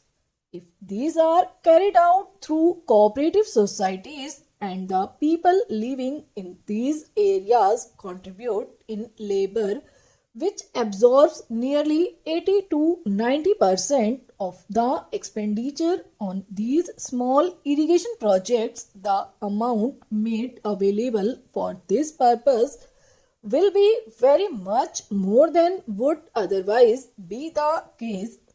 I am hoping that this voluntary labor will be coming forth in an abundant measure to make these projects not only successful but also more extensive than if they were to be carried out only with the help of the money made available. Next to water comes manure.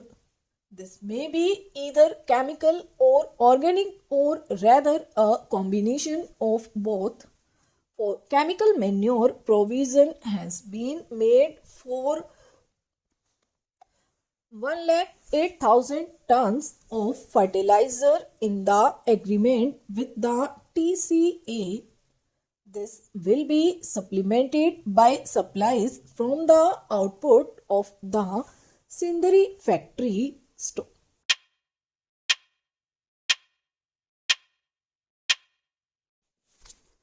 Sir, the scheme contemplated in Section 13 of the Banking Companies Acquisition and Transfer of Undertakings Act is under preparation.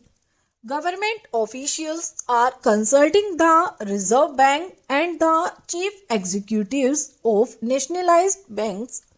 Whatever constructive suggestions you may make will be taken into consideration. Government is also examining how to give a fair share of the work relating to government treasuries and allied matters and of the accounts of public sector enterprises to the 14 nationalized banks. In the weeks immediately following July 19, it was rumored in some circles that the nationalization of the 14 banks would lead to the denial of loans to large productive enterprises. Nothing could be farther from the truth, and I am sure that you know this. The production of goods and services useful to the community must expand fast. Otherwise, grave distortions arise in the economy leading to unemployment. You should have no hesitation in assisting all genuine productive enterprise of medium and large size. However, please do remember that in India, bank finance has not always been measured by lenders against actual production needs, and there has not been any effective check on the end use of bank money. Naturally, you should be more alert in this sphere so that very big enterprises or houses do not have to be given larger assistance than is actually warranted in terms of the needs of production and distribution. The Reserve Bank should be able to advise you in detail in this matter.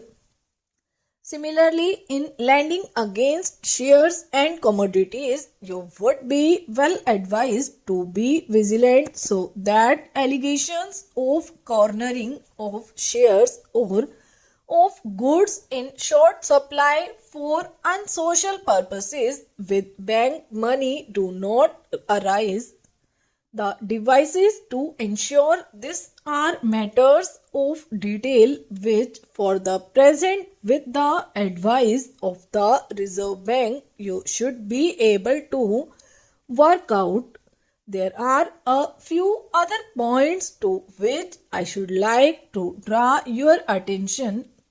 Most of the term financing institutions working in the fields of industry and agriculture are in the public sector. As there is a government representative on the board of every financial institution, there is greater opportunity than before to coordinate our actions and attitudes with term financing bodies, particularly at the state level, so that the short-term and long-term needs of development are adequately taken care of. As I have mentioned earlier, it would be useful to be actively in touch with the state and union territory governments so that they do not remain in ignorance of what you can do and what you cannot, and they may so trim and adopt their expectations as to get the best out of the monetary system for the good of the public without nationalized banks having to depart from sound canons of wise financing. Incidentally, this might mean you are subjecting governmental projects to constructive but careful scrutiny, advising the governments what particular precautions they should take in their own and the public interest, and you discontinuing the hitherto frequent practice of leaning heavily on government guarantees. You are aware of the current tensions in the minds of the rising generation and the main causes of these. One of the irregularities we must correct is the complaint of neglect and incomprehension which the student community appears to make against established authority. It is good to learn that some of you have schemes for financial assistance to students in need. These schemes deserve wide publicity. Those like you who have knowledge and experience of business, industry, and the monetary system can also usefully establish closer touch with the student community. Perhaps you and your senior officials could occasionally arrange meetings with young people and also with other sections of the public. I am glad to know that some of you are trying to use Hindi and regional languages in your contacts with your customers and the public. I think it is necessary to evolve some positive attitude to the language problem over which there are strong feelings in the country. I should like to assure you that the government has no intention of forcible amalgamation of one nationalized bank with another or of upsetting the management of any bank which does its best to achieve well-known objectives. If structural changes in banks are felt to be necessary in the light of working experience wherever possible, these should come about through consultation and coordination. The fear was expressed to me by some smaller banks whether their voice would be heard equally along with bigger banks. I am sure that his will be so. The misunderstanding which arose in some uninformed circles after nationalization is settling down. I am sure that soon it will disappear altogether. The nationalized banks, the Reserve Bank, and the central government will, however, be judged by the country mainly by quality and depth of the endeavor they make towards ensuring social and economic justice and for upliftment of the weaker sections of society.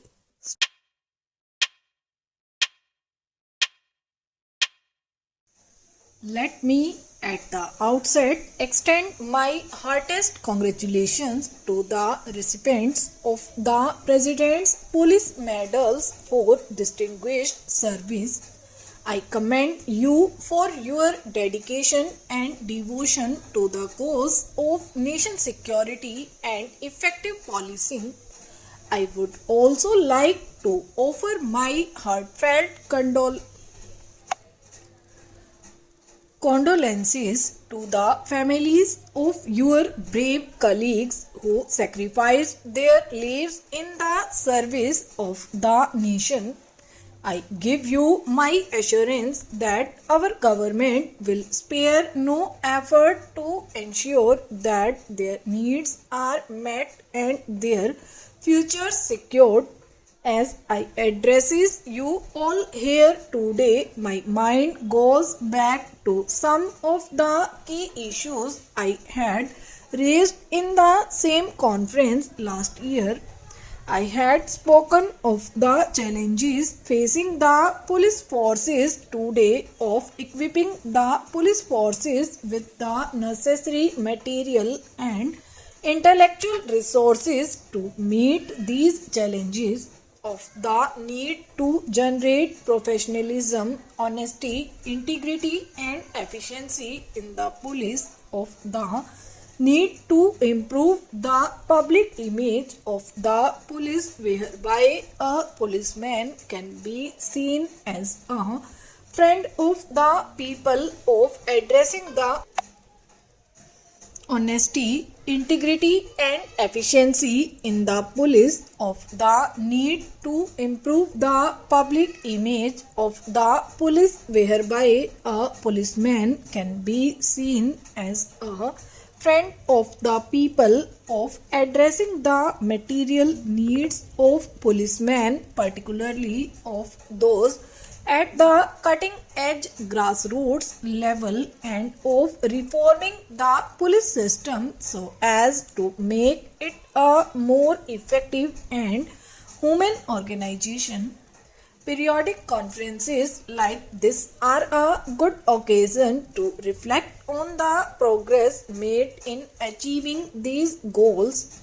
I had also asked the Home Ministry to quickly examine the recommendations of earlier committees on police reforms and suggest easily implementable measures. I am happy to note that some progress has been made. Police forces across the world continue to face an increasingly complex environment. New security threats have come to the fore, bringing in their wake new challenges. Governments across the world are trying to grapple with them to formulate suitable responses. In a large, diverse country of continental dimensions undergoing social, economic, and political change, your job is even more challenging. At a recent meeting with the superintendents of police, I was impressed by the seriousness with which young officers were applying their mind to the problems at hand. I had spoken of them of the changes that have taken place since the Police Act was passed in 1861. Today, police forces have to serve the interest of the people, not rulers. In a democratic framework as we are in today, there is a need to have in the police forces a managerial philosophy, a value system, and an ethos in tune with the times. I had emphasized the need to ensure that police forces at all levels change from a feudal force to a democratic service. The spirit of public service, of respect for the rights of individuals, of being just and humane in one's actions must permeate the entire police force. I was impressed by the response of the young officers to the challenge I had outlined, and I am convinced that in them you have a group of officers who can transform policing in the country. They look up to you for professional leadership. You have to set an example to them so that they set an example to society. What are the key challenges facing the police force today? Clearly, the threat of terrorism and of organized crime are the two most important. But there are other challenges of equal importance to our people. The attacks on weaker sections, on Dalits, on minorities, and on women. Our police force must be equal to the task in dealing with each one of them. We need a combination of force and intelligence in dealing with each of these challenges. In dealing with social and gender based violence, there must be compassion for the victim and firm resolve to deal with the perpetrator of the crime.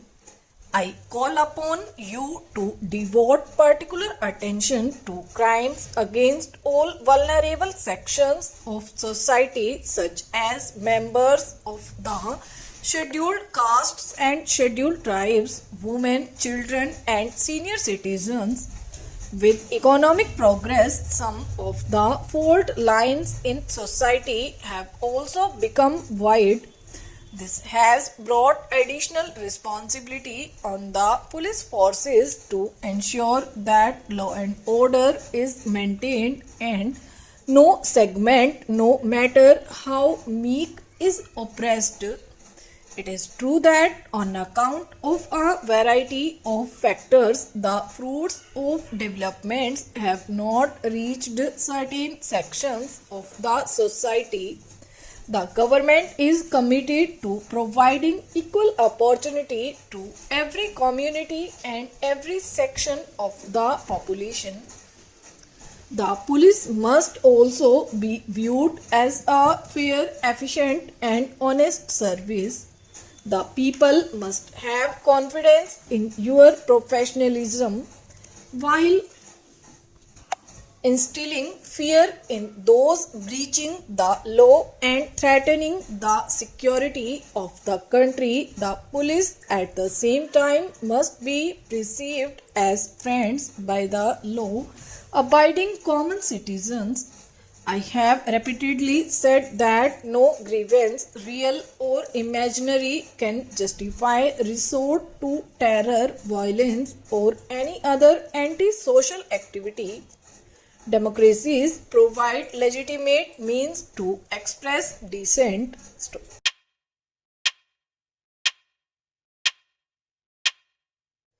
Mr. Vice Chairman, Sir, I rise to lend support to the resolution moved by my friend with full heart work. It is very correct that the present legal system of India is not an effective instrument of social change, as it is not a very effective instrument of social change. Naturally, it cannot provide social economic justice to the weaker sections of people, to the underprivileged people who form the majority in India. Sir, we all know that the old order change yielding place to new. Change is the only unchanging thing in this constantly changing universe. It is not a very happy thing that although we attained independence in 1947, till today we are guided by Anglo-Saxon jurisprudence. We all know that India is a socialist country and goal of socialism has also been embedded in our constitution. Can you achieve this socialistic goal through the present legal system? This is my question. I am sure none can give an affirmative answer. It is a very common complaint among the poor sections of the people of India, the downtrodden masses, the toiling masses, the people who cannot pay for costly litigation, that they are very scared of going to the court. First, they are ignorant, then they have no money. They are very poor. The court of law for them is a sort of jigsaw puzzle. whenever they go to a court to fight out a case for the redressal of their grievances, they always have the psychological fear. What is that fear? What is the use of going to the court? If I go to the court to fight out a case for it will take 3 years to 10 years or maybe 20 years, who knows. So this inordinate delay in the dispensation of justice is a great hurdle for the poor people who cannot fight our costly cases. And even when they go to the court, the poorer sections of people have to pay high fees to the lawyers. In the process, they lose all their property, lock, stock and barrel and whatever they already have. There is a very interesting story. Two poor people were fighting out a case in the court over land. They had been paying fees to the lawyers for a long time. If a man gets justice after 20 years, what is the use of this? Now, as far back as 1928, Pandit Motilal Nehru laid great emphasis on judicial reforms, and in the 50s also the chip of the old block Pandit Jawaharlal Nehru harped on the same string.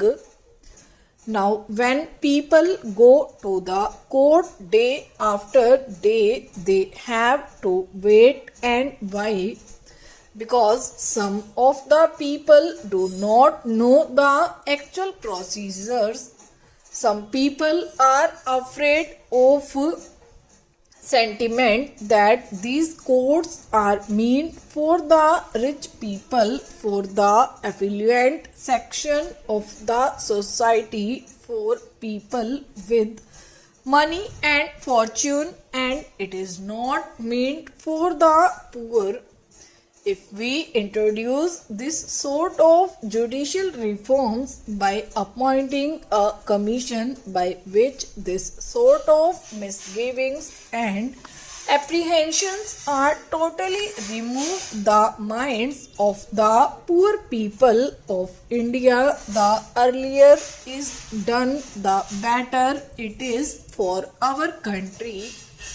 Now, when we speak in terms of separation of powers of the executive, the legislature and the judiciary, all the pundits and all the scholars take part in this sort of discussion and debates, and all of them lay great emphasis on the separation of the judiciary from the other two. There is a great reason behind it.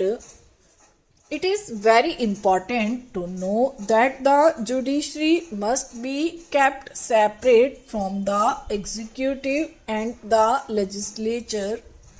But the judiciary must be free not in words but in reality. The judiciary has got to be free. Now our beloved Prime Minister has introduced the one new program. There are many schemes under this program, and I have found that under this one new program, lands have been distributed free to the landless people. But what happened the moment the new regime came? All the landlords came, swooped on them and took away the lands, and those poor people did not get any justice anywhere. So, if justice remains just on paper, if justice is not carried into the field to the poor people of our country, what is the value of this justice. I do not find any meaning in it. So, justice has got to be made effective, substantial, and cheap, and its dispensation must be very fast. Now I have gathered this knowledge that the National Law School of Bangalore has recommended that the law course should be for 5 years. I do not understand the reason behind it. 5 years is a very long time, and most of the poor parents cannot afford to defray the educational expenses of their sons and daughters who will have to pursue their studies for 5 long years.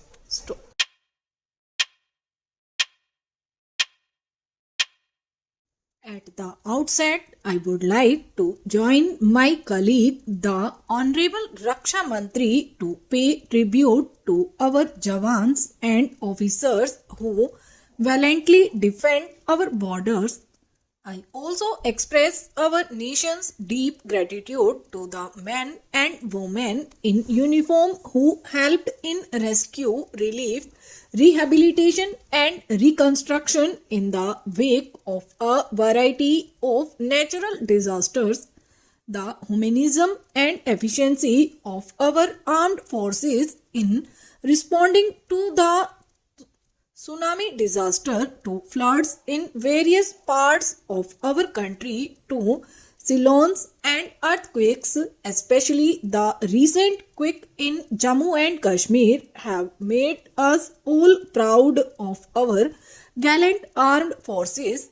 The security challenge facing India is diverse, complex, and evolving. That is to be expected given our size, our location, our historical legacy, and increasingly our expected role in the emerging multipolar world. The end of the Cold War, increasing global interdependence, and the trans-border nature of many threats have made strategic concepts developed in a bipolar world somewhat irrelevant. The United States is today the dominant economic, military, technological, and cultural power. However, it can be anticipated that the European Union, Russia, China, Japan, and India will consolidate their individual positions to play a global role. We must evolve a new paradigm of security cooperation relevant to an emerging multipolar world in which global threats obtain global responses. This is precisely what India has sought to do. We have entered into strategic partnerships with the United States, Russia, Japan, and the European Union, and are pursuing strategic cooperation with China. Today, nations are engaged simultaneously both in competition and cooperation. While the international community has made some progress in evolving a rule-based order for managing the economic and commercial dimensions of globalization, the absence of an effective rule-based order is accurately felt in addressing contemporary security threats such as terrorism and the increase of weapons of mass destruction. Simultaneously, globalization has sharpened the threat posed to us by instability in both our immediate and our proximate neighborhood. Along with this, we must also be mindful of the desire of extra-regional powers to keep us engaged in low-intensity conflicts and local problems to weigh us down in a low-level equilibrium. To meet these challenges based on three broad pillars: first, to strengthen ourselves economically and technologically; Second, to acquire adequate defense capability. With this in perspective, India too is reciprocating positively to overturns of other major players in the global balance of power. No doubt this involves sophisticated bargaining with each of them. It is unrealistic to expect nations to act for altruistic reasons. International relations are, in the final analysis, power relations. This balance of power politics in international relations is more sophisticated than during the Cold War era. We must learn to deal with this new reality and plan our long-term security based on a proper appreciation of these evolving trends. Consequently, we should develop friendly interactive relations with as many major powers as possible. For the armed forces, such interaction should encompass weapon and equipment acquisition, joint development of systems, and evolution of defense doctrines. This will help in securing wider international support when we need it most. In the Arthashastra, Kautilya wrote that a healthy economy is a sound foundation for well-funded armed forces.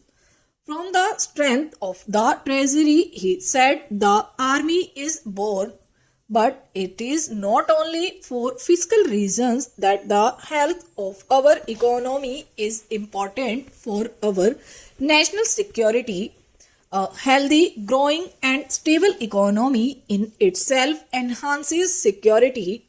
New nations of comprehensive national power give high weightage to economic, social, scientific, technological, educational, and cultural aspects of power.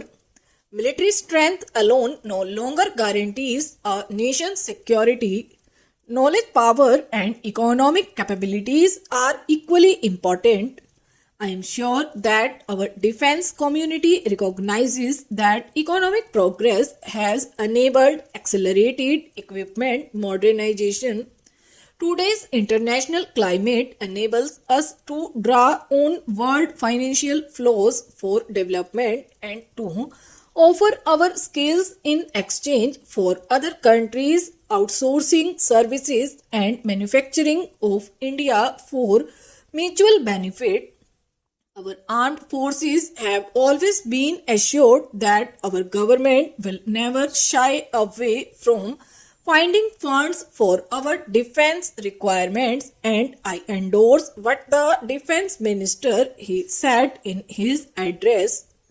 It should be obvious, however, that any government will find it easier to find the required resources if the economy grows faster and generates the incomes and revenues required.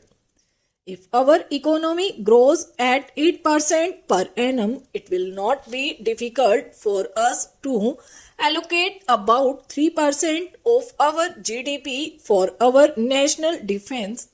This should provide for a handsome defense budget. Hence, our priority is to pursue policies to generate faster economic growth and mobilize more resources. Critical to our effort to step up the rate of economic growth is the assurance of energy security. This requires a broad-based energy policy based on rational economic and strategic considerations, rational domestic pricing policies, etc.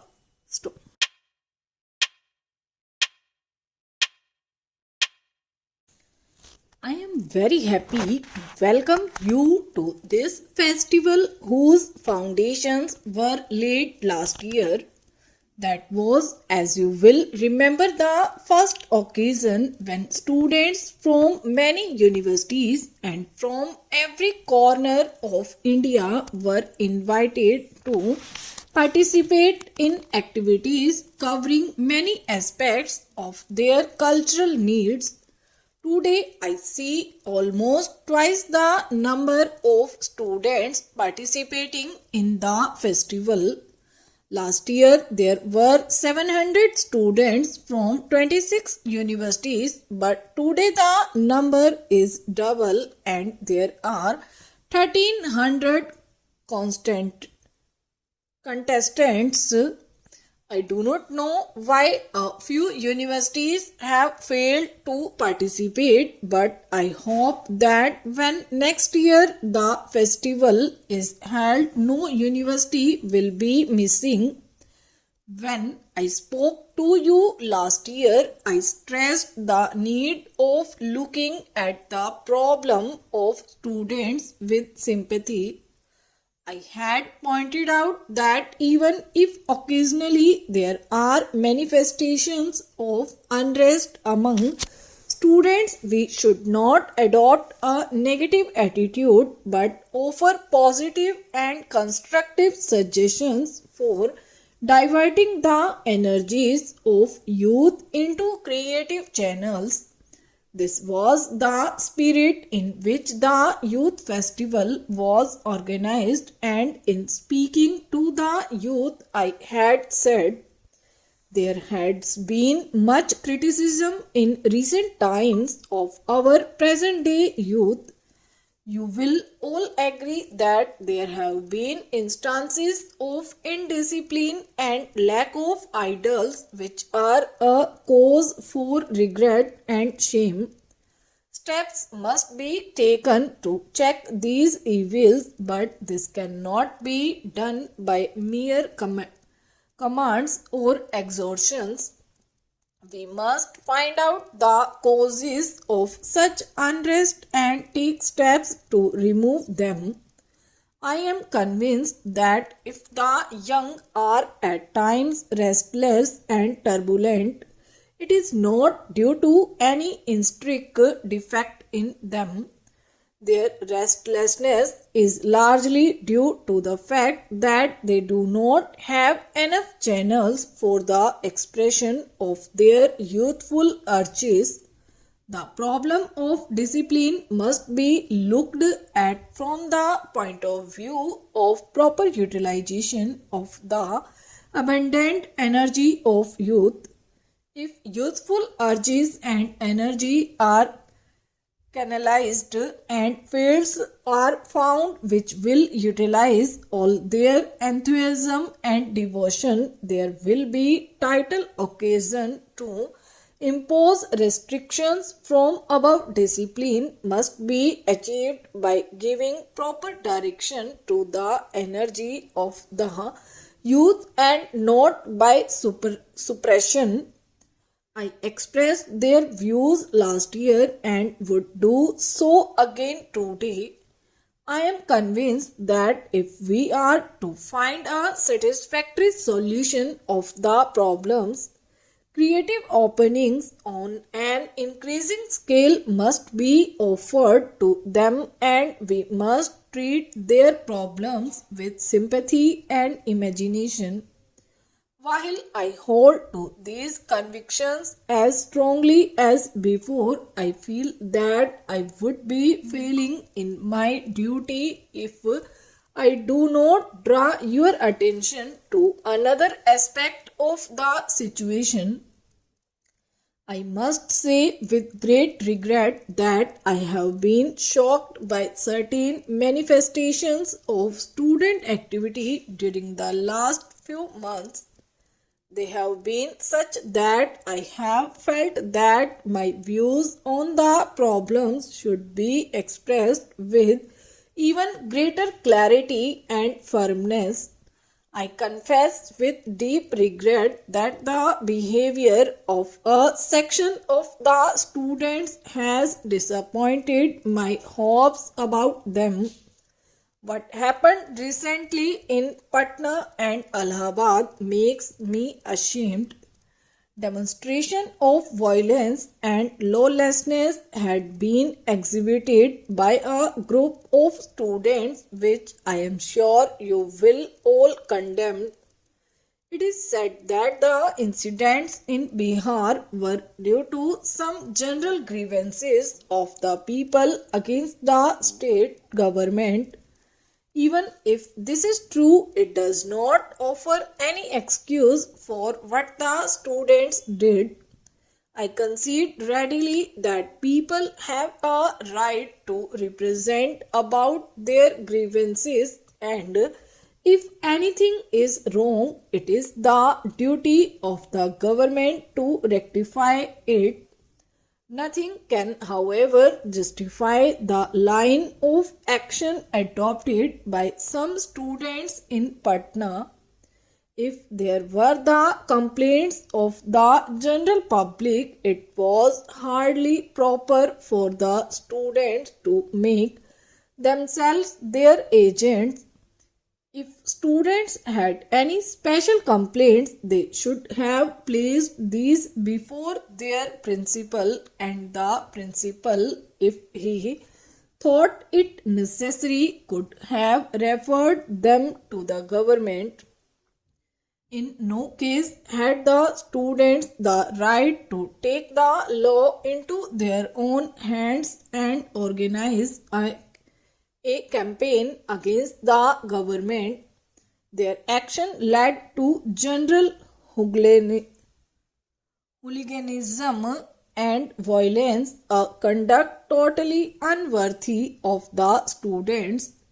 Even if they had a just cause, they spoiled it by the mode of action they chose. In Allahabad, a group of students behaved in a most objectionable manner during the convocation. A committee was appointed to look into the affair, and some students were punished on the report of the committee. This led to a fresh outburst and the formation of an action committee and hunger strike by a group of students. I should like all of you to think carefully what are the consequences of this type of activity. There seems to be a uniform pattern of action everywhere. There are a few complaints against the university authorities or the government. A demand is then made and opposition to the university or government built up. An action committee is formed with the result. Stop.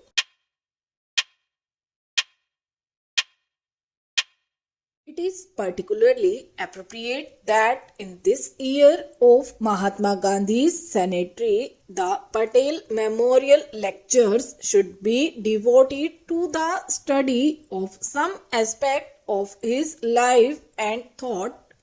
This would have gladdened the heart of Sardar Patel, who worked valiantly with him and after him in the service of the country and left the impress of his vigorous personality on many aspects of our national life. Gandhi has made a unique impact on the mind and heart of his age, although many of the values which he deeply cherished were at a great discount in the world. This is a good opportunity for us to assess some of the results of this impact as objectively as possible and to examine his relevance to the modern world. There are many persons, not all by any means his detractors, who sincerely think that the Gandhi era is over. They recognize that he provided brilliant leadership in the fight for freedom as well as in many other fields where results are neither easily perceptible nor quick to mature, but having done that, this role has been completed and many of his teachings are not really valid now either for India or the world. We would do well to recognize this new trend, particularly in the younger generation, which did not have the steering experience of actually seeing him and coming under the spell of his personality. Is this a really correct and complete assessment? I hope to examine some facets of this criticism in the course of these lectures. While I appreciate the relevance of this theme to the occasion, I do not quite know why I have been chosen for the honor. Some of his friends and co-workers are luckily still alive, a few of them present in this hall who had known him longer and more intimately, whereas I came into contact with him mostly in the last decade of his life. They could have done fuller justice to the theme and spoken with greater authority. Also, only last December, one of his close co-workers and a careful student of his thought had spoken on a somewhat similar theme. This is indeed good, but you will agree that this does rather queer my pitch. However, I am grateful for this invitation because it has led me to a restudy of Gandhi's writing again, and this has been an enriching spiritual experience. During the last 50 years, so much has been spoken and written about him, and he has himself written so much about his ideas, his values, and the course of his spiritual growth that it is difficult to find something original to say about him. Original ways of doing so, yes, original interpretation of his ideas possibly, but originality of content hardly, unless of course like Arthur, who has the dubious gift of being able to see darkness at noon, one set out to prove that India would have been a better and healthier country if Gandhi had not existed. However, having been offered the challenge of this responsibility and having accepted it in a moment of mental lucidity, I shall endeavor to do my best. As you know, my first lecture is entitled The Lovable Personality of Gandhi II, Gandhi's Concept of Religion, and the third, Gandhi's Concept of Culture. I consider the last two to be particularly significant facets of this thought, both for India and the rest of the world. I have not considered it necessary to detail his political and economic ideas because they have already received adequate attention and their roots really lie in his religious and cultural ideas. The best commentary on Gandhi is provided by Gandhiji himself, and therefore I have preferred to rely mainly on his writings and speeches and made them the starting point of my thinking, particularly his deeply moving autobiography, My Experience with Truth, which provides an authentic account of his checkered unfolding, told with a courage, simplicity, and frankness rare in such documents of personal history. Many years ago, I had read the book and it gave me a glimpse of this mind, simple and intricate, modern, and yet steeped in tradition. Some months ago, when I was in Canada, I happened to read it again and it opened new vistas which I had missed at the first reading. Perhaps this is true to all great books. They do not yield their full treasures without the labor of thought and some assimilated experience of life. In the very introduction to the book, he has set the mood needed for its understanding. It is not my purpose to attempt a real autobiography. I simply want to tell the story of my numerous experiments with truth, and as my life consisted of nothing but these experiments, it is true that the story will take the shape of an autobiography.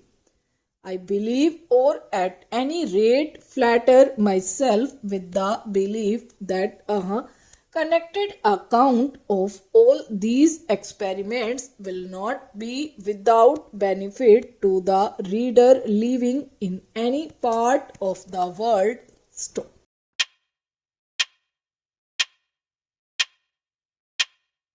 As discussed earlier, the notices issued had raised similar allegations against express newspapers, in respect of which the judgment of the Supreme Court has already been rendered. The mere fact that permission was granted by the Supreme Court to the Union of India for filing of a civil suit for the purpose of conversion charges and additional ground rent cannot mean that the Union of India was permitted to raise all the issues once again by way of a civil suit. The entire evidence, consisting of letters, the perpetual lease deeds, the letters, approvals, etc., have all been discussed in detail in the decisions of the Supreme Court. The decision in Dara and others holds that decisions in writ petitions would also bind the parties as res judicata, though evidence may not have been laid. The relevant extracts of the said decision are set out as: this court had occasion to consider the application of the rule of res judicata to a petition filed under Article 32 in MSM Sharma versus Dr. Shri Krishna Sinha. In that case, the petitioner had moved this court under Article 32 and claimed an appropriate writ against the chairman and the members of the Committee of Privileges of the State Legislative Assembly. The said petition was dismissed. Subsequently, he filed another petition substantially for the same relief and then arose for the substantially on the same allegations. One of the points which then arose for the decision of this court was whether the second petition was competent, and this court held that it was not because of the rule of res judicata. It is true that the earlier decision on which res judicata was pleaded was a decision of this court in a petition filed under Article 32, and in that sense the background of the dispute was different because the judgment on which the plea was based was a judgment of this court and not of any high court. Even so, this decision affords assistance in determining the point before us. In upholding the plea of res judicata, this court observed that the question determined by the previous decision of this court cannot be reopened in the present case and must govern the rights and obligations of the parties, which are substantially the same. In support of this decision, Sinha C.J., who spoke for the court, referred to the earlier decision of this court. We must now proceed to state our conclusion on the preliminary objection raised by the respondents.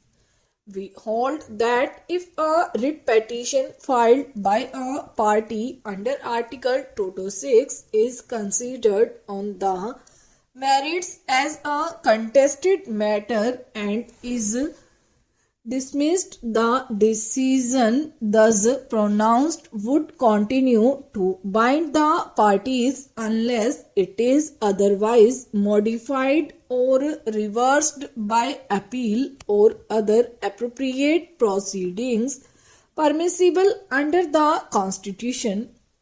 It would not be open to a party to ignore the said judgment and move this court under Article 32 by an original petition made on the same facts and for obtaining the same or similar orders or writs.